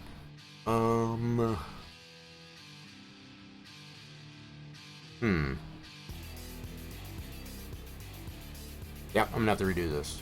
I didn't turn out the way I was hoping. Alright, so let's go ahead and delete that. We're gonna start over. I don't think I would ever want to learn the mod, because then I would be charging. You'd be changing anything. I mean, it could get it can be like that.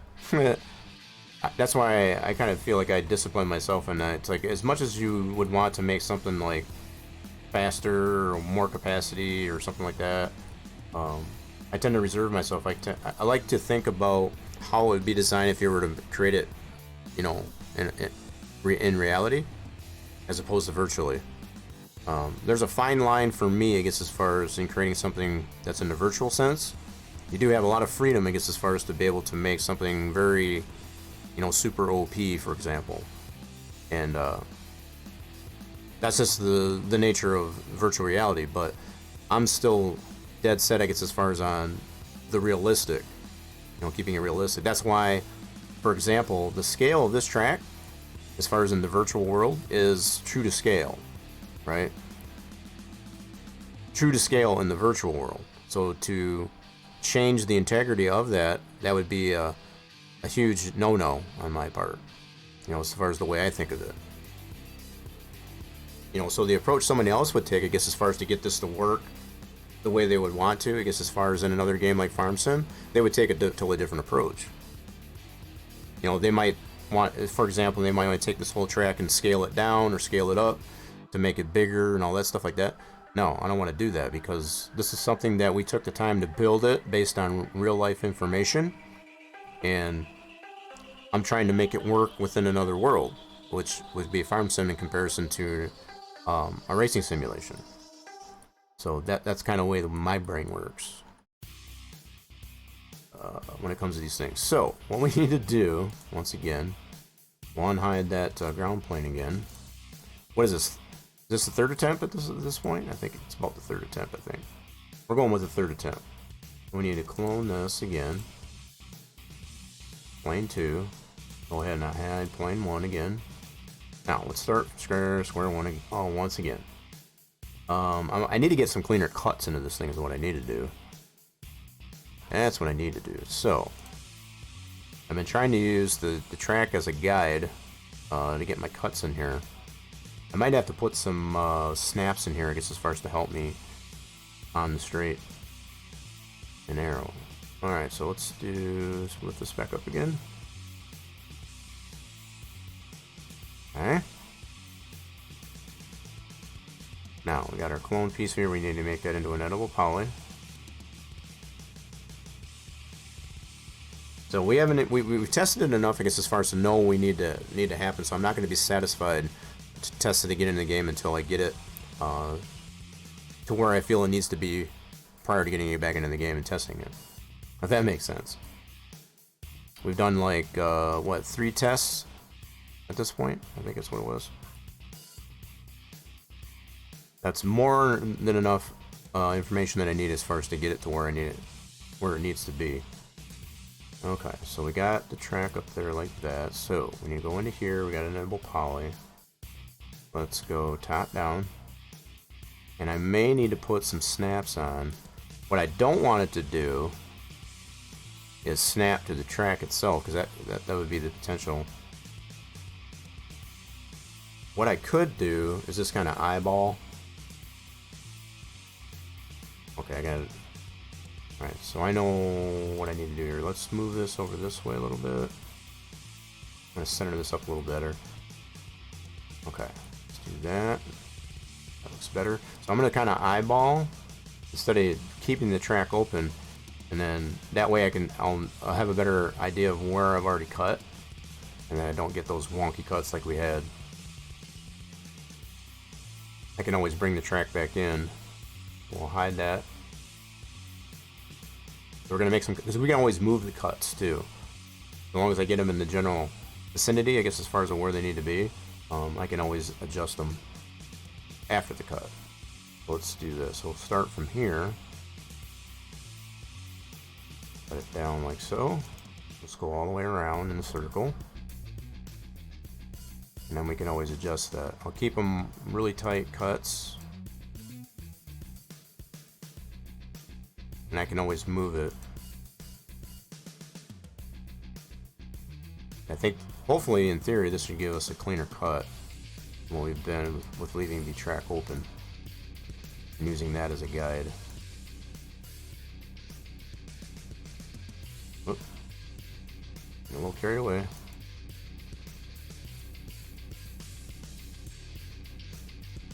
Why did that straighten that out like that? What are you doing?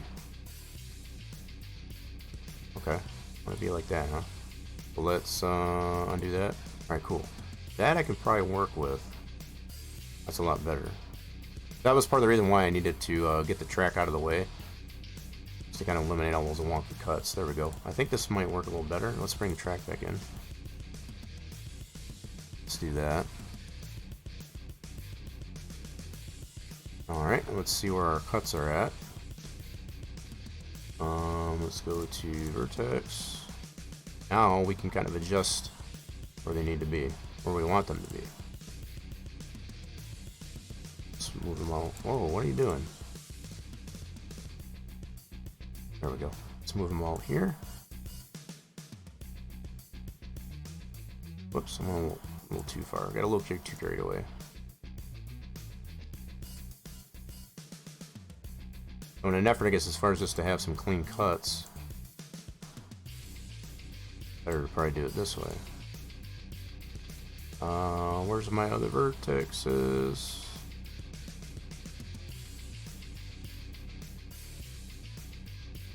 Hello? Where's all the rest of my verts? Huh, interesting. Alright, let me put this on. I got a better idea. Let's go.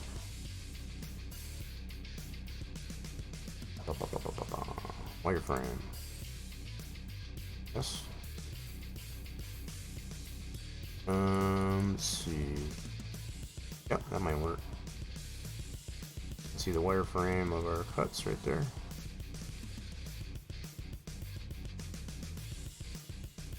Yeah, that'll work.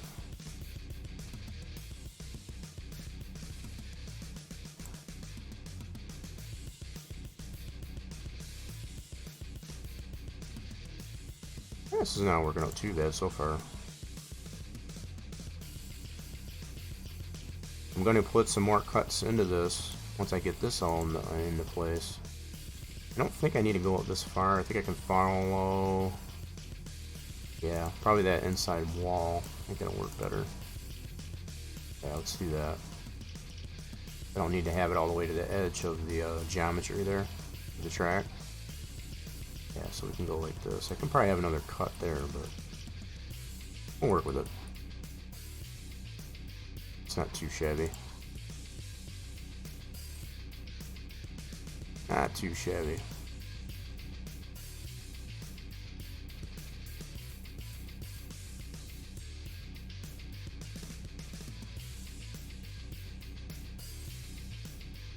Yeah, we actually didn't do too bad on that cut. Quite honest. That turned out pretty freaking cool.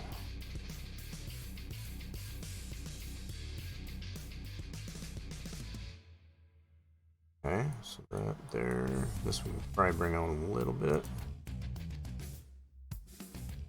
Let's see. Yeah, let's go this far in. Ow. That'll work.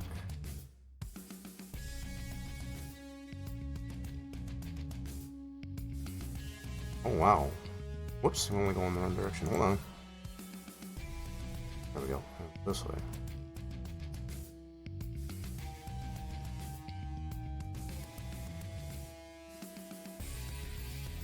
Very squared off here. I should probably put a little more cuts in there, I guess, as far as to refine that a little bit better, but yeah. A little bit squared off, but I guess yeah, alright. Do I have... Oh shoot, I don't have a cut. I need a cut right there. Let's see. We need to...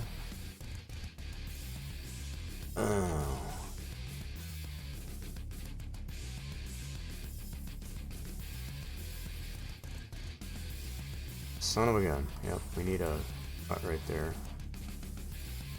Okay, let me switch this back over to... So we need a cut right there to be able to adjust that. On the track, we'll hide that. Ooh, gimme. There we go. Let me go back to shaded. There we go. We need to put a cut right about in here.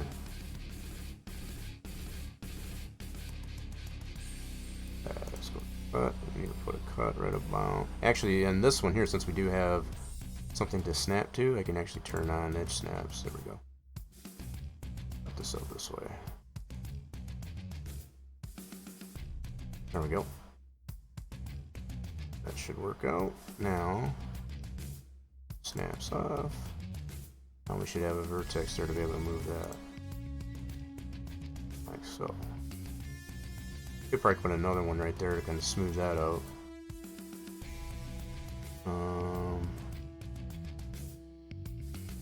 Yeah, let's do that. Get off of that.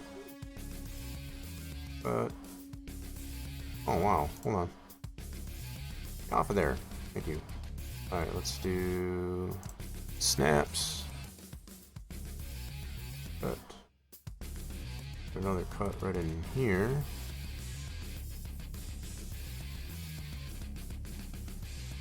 Whoops, I went. There we go. Marvelous. Okay, get out of snaps. And then we can push this one. That's better. Okay, so this one might have got pushed down a little bit. That's okay. That's okay. Alright, cool. So there's the one set of cuts. Now if we bring our track back. Okay. We go top down. Now we can see. Need to put another set of cuts. I'm gonna put them towards the outside of the track here, so that's gonna be like right about in here. Keep it out a little bit further from that previous cut we just made. Guess that gives me an idea. Hide that. We need to be out here somewhere. Highlight that. Or, yep, right about out here. Let's put some cuts out this way.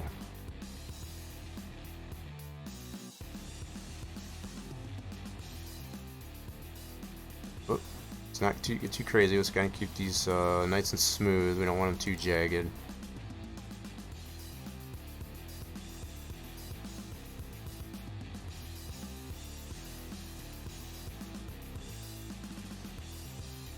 I'm just kind of eyeballing, I guess, as far as where the outline of the track is.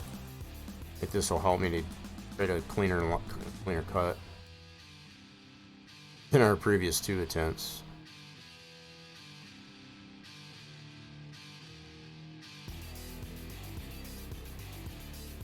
Oops, and I'm gonna go too far.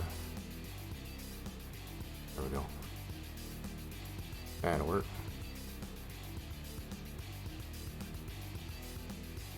I should have put my edge snaps on right there.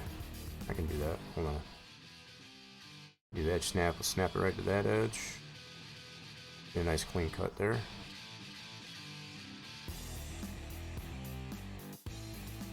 Cool. Yeah, this will be better. At least in theory. It's always in theory. Oh shoot, what did you do there? Turn that back off. Man, did it just mess up that cut? I think it did. Hold it. Hopefully that straightens back out.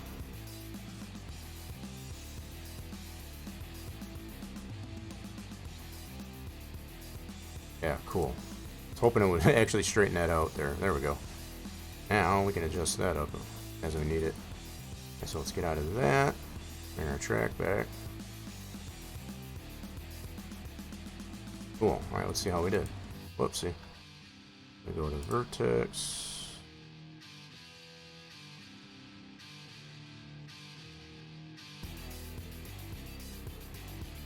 Yeah, so I want to get this as close to the outside wall of the track as possible. Let's go back to wireframe. See this out a little better. There we go. So we can see that outside wall is right there.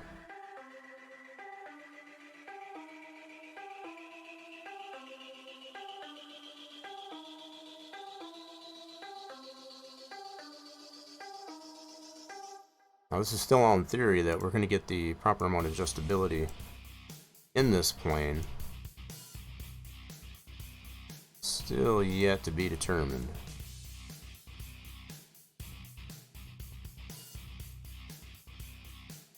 I'm confident that we'll get the proper amount of adjustability in this. Yeah.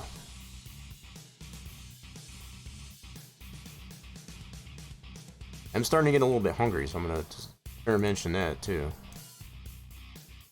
I'm kind of determined, I guess, as far as to be able to work something out, I guess, as far as with this this plane here, get it applied to our model, and then actually get it back into the game, get it tested at least. One more time at least. One more time. Kind of very determined, I guess, as far as to get it tested at least one more time.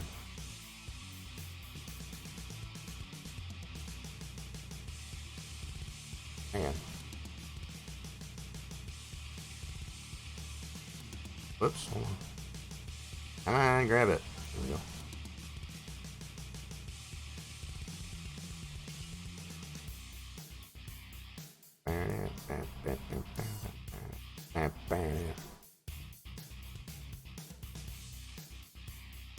Alright, that doesn't look too shabby.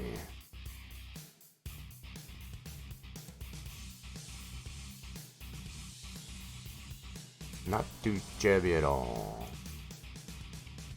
don't know, is that the hidden deal? What the hell? Oh, no, never mind. Never mind. That's our same plane. Let's trip in there for a second.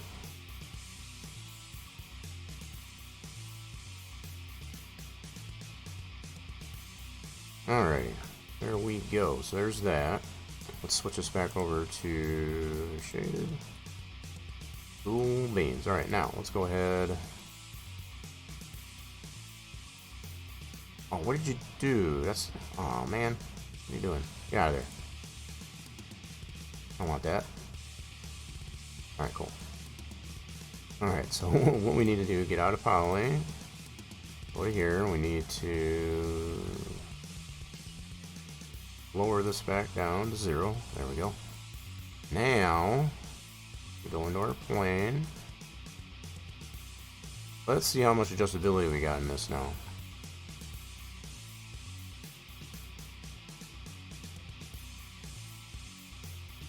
Okay.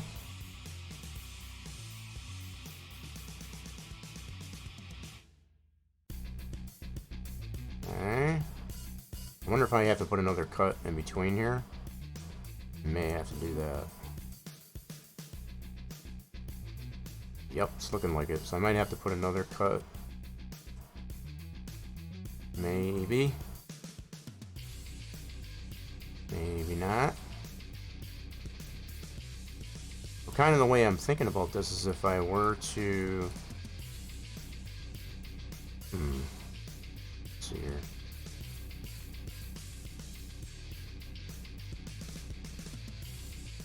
Let's see if this is going to be enough. Yeah, I think I almost need to put another cut, like right on the apron of the track there. Think. Yes. And I think that's going to give us all the adjustability we need. So it basically just put another cut in between these two lines. Yep, I think that's what we'll need to do. Okay. We can handle that. No problem. So I don't even need to, let's go ahead and hide the track. Let's go into this, and let's go top down. We're just going to put another cut in between those two. Yep, and I think we'll have all the adjustability we need in this thing. Cool. But let's start it. Let's put it basically right in the middle of this thing.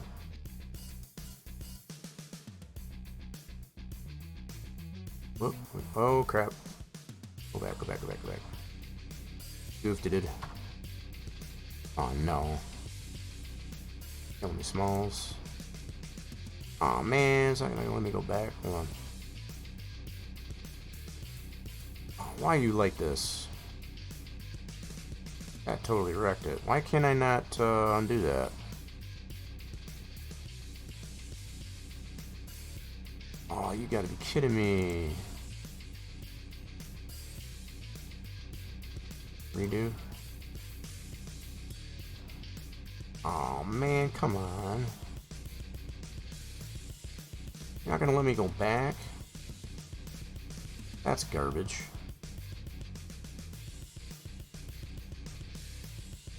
Oh man, what the frick?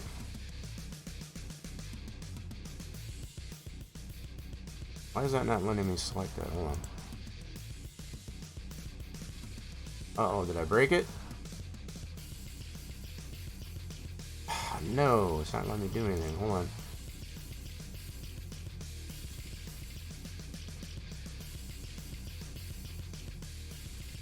Ah, crap, I think I broke it. Son of a gun, and I didn't save it up to this before then. Ah, killing me, man. Totally broke it. The hell is that on the screen there? Is this crap on the screen? Oh, that's weird. Looks like I might have broke this. That's unfortunate. Oh man, that sucks balls.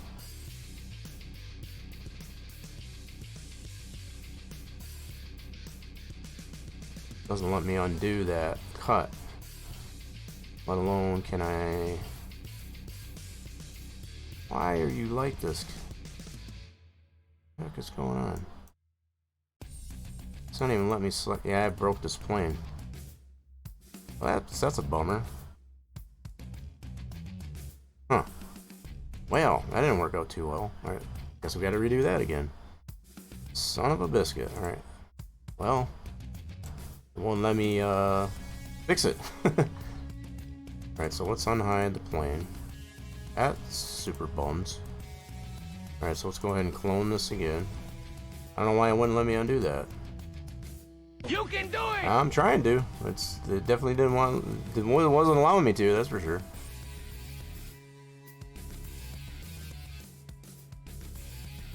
Okay, so we're going to try this again. Let's go ahead and clone this. Step 1. Plane 2. Hide plane 1. Alright, here goes again. So,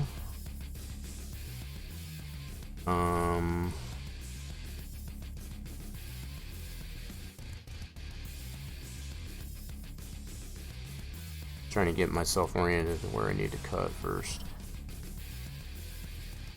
Alright, hide the track. Going to this. Need to convert this to an editable poly. That super bums me out. I couldn't fix that cut. Lordy. Alright,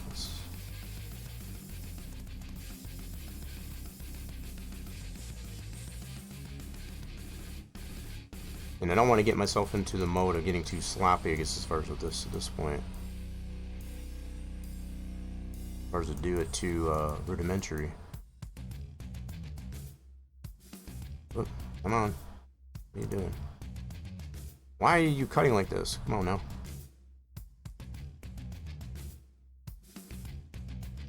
Okay. Do that then. Alright, cool. Okay, get out of that. Bring in our track.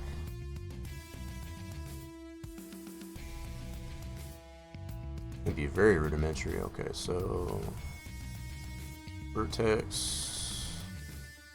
Let's go to wireframe.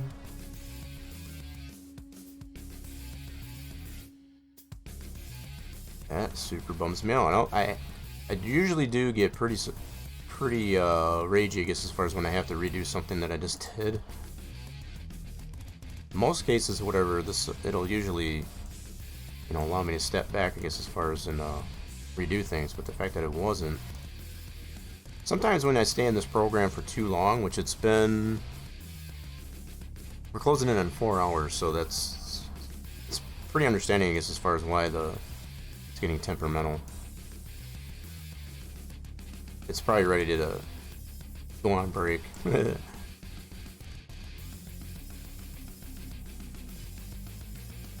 application, at least, anyway.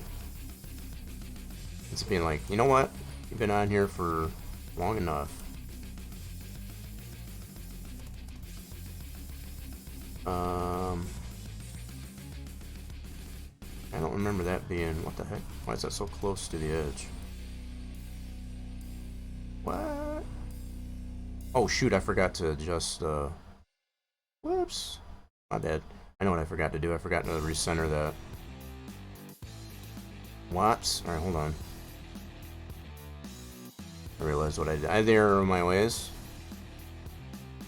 Yeah, I am definitely getting to that point. Like I said, I'm starting to get super duper hungry. But I get determined, I guess, as far as an ambitious, I guess, as far as to get, when I know I can get to an endpoint, to a common goal, I'm not happy until I finish it. So what I forgot to do was actually center this plane. Let me do that. We need to get this moved over this way. There we go. That's what I forgot to do. Okay, there we go. Whoops, that's edge. I'm going to vertex. That's better. Alright, cool. Let's bring this up to there. Sweet.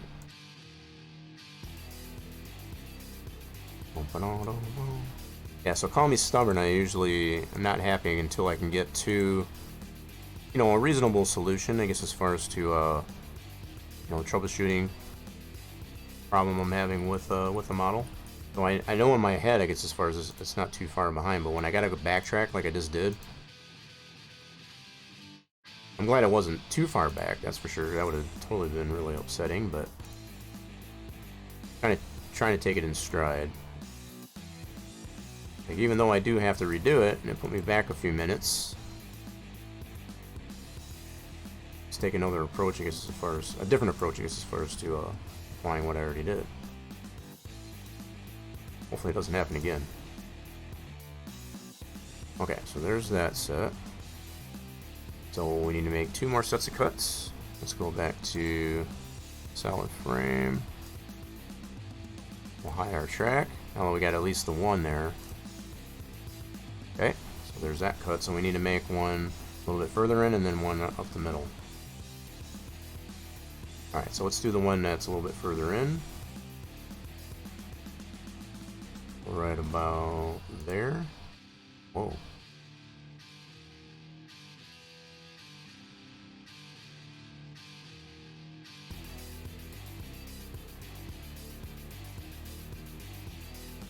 Don't get sloppy. Don't get sloppy. Oh, I'm getting sloppy. Let's see what's happening here. What are you doing here? What is it with this cut? Hopefully it'll straighten out. It did not straighten out. What is going on here? Come on, straighten out. There it goes. I think, yeah. Alright. That's kind of ugly. I don't know why I did it that way, but okay. What in the hell is happening there? Okay, we're gonna make that work, I guess. Okay, let's get out of cut. Bring our track back. Go into wireframe. Okay, where's our vertexes there? Oh man, that's an ugly cut. We'll have to say. Very ugly cut.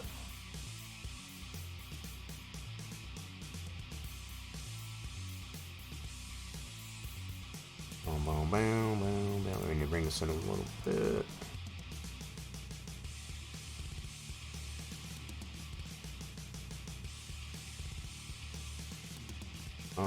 Let's see, what's going on with this here? I think that's not too bad, now that I look at it. Could be worse. Our previous cut was much better, I guess, as far as in this one, that's for sure.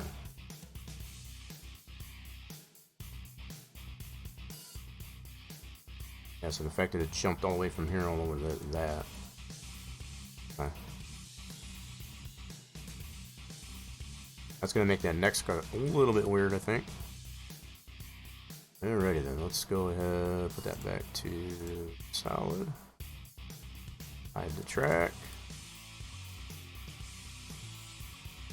Alright, now we're going to make another cut right in the middle of those. Alright, so yeah, let's start here.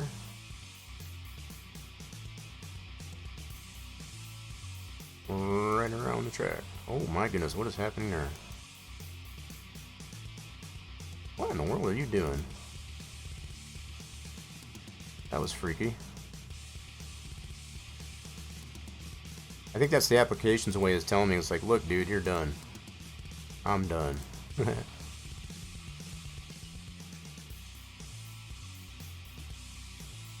I'm gonna make this one final attempt here to make a cut around this thing here, and if it works out, great. Not, then alright, so there we go. This is kind of ugly over here, but whatever at this point. Okay, so now what we'll do is we'll bring back our track again. Alright, so okay, we're gonna make this work, see how well this will work out. You really don't like the way this cut turned out, that's for sure. Trying to make the best of it though. This is really ugly right there. Okay. Oh wow. What in the hell is going on there? Nasty wrinkle right there. Okay.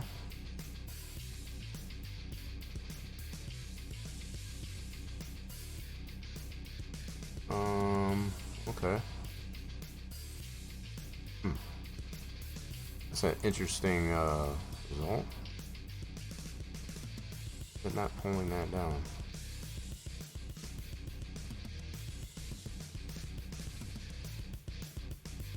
I don't know what's going on right here. Well, if I grab this one, it's not pulling that down. Not sure why that is. Huh. What in the world is happening right in here?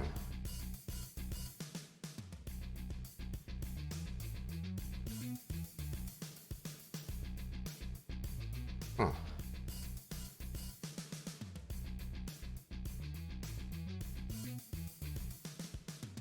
Weird. Yeah, see, that turned out to be a really nasty cut right there. Gotta pull that down quite a bit to even get some type of result out of that. Dadgummit. That's one ugly cut, that's all I can say. Bring that down.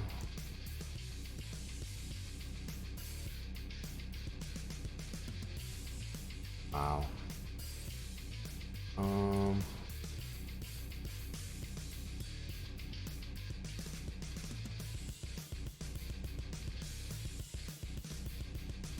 I shouldn't have to bring it down quite that far.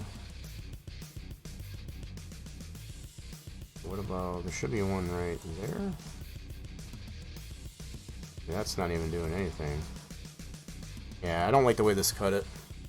I'm gonna have to redo this, but hopefully I'll get the kind of the idea of what I'm gonna go for. I just gotta get the cuts, I guess, as far as to be a little bit cleaner so I can adjust that more feasibly.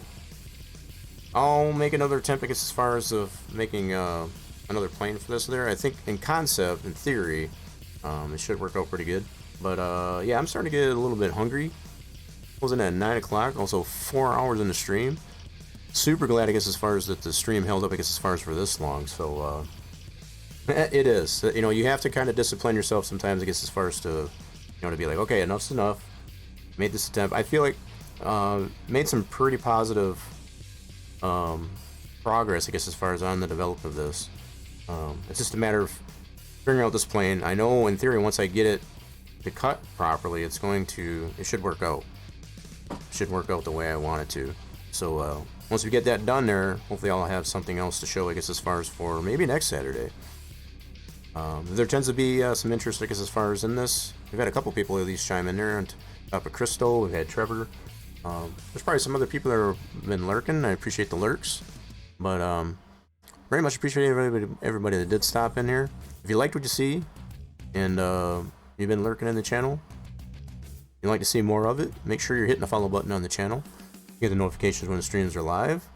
Also on the social medias. I'll put the social medias out there for everybody. That is posted to the channel as well, but I'll put them out here in the chat. Oop. Helps when you spell it right. Helps when you spell it right. There's all the social media links. We're on the Rock Nation Discord. Also on the Twitter, and we got our Spline Design Studios Facebook group page that serves as the forum for our website, SplineDesignStudios.com, which posted there, I guess, previously in me putting the socials out there. Feel free to check those out there all in your leisure. At some point, we're going to be having the release of the Dairyland 4X map for Farm Sim 22. The tentative schedule, I guess, as far as the end of this month, the latest would be spring, right around spring, so like the middle of March. That is the tentative schedule, I guess, as far as for that. These are the types of problems that I've been running into, I guess, as far as that kind of delay, I guess, as far as that. When things run smoothly and everything goes as according to plan, which this hasn't, it kind of pushes that that tentative date, I guess, as far as a little bit further. So it's definitely something that we'll want to get applied, I guess, as far as to the map, to have something, you know, an extra amenity, I guess, as far as to the overall the playability of the map. So hope everybody did enjoy it, I guess, as far as what's going on here for Spline Design Studios Saturday. We haven't been able to do one of these Spline Design Studios Saturdays in a while. Felt kind of good to do that. I'm glad the stream did held up for a better part of 4 hours, as well as everybody else that did hang in there with me as well. Feel free, I guess, as far as check out all the featured channels on the stream once it goes offline. And yeah, just have a wonderful rest of your weekend. We'll see everybody again, hopefully real soon. We'll be streaming on the channel next. I'm just looking at my calendar as I close out here. I'm going to be streaming on Wednesdays. Probably there should be a new update to Mod Bazoo or whatever Wednesday. I think Santa Goat will be dropping that, I guess, as far as post-effect of Valentine's Day on Tuesday next week. So kind of looking really forward to that. So hopefully we'll see you all again during that time. Hope you all have a great Valentine's Day and all that, the rest of your weekend, so on and so forth. And again, we'll hope to see you again real soon. Later, everybody.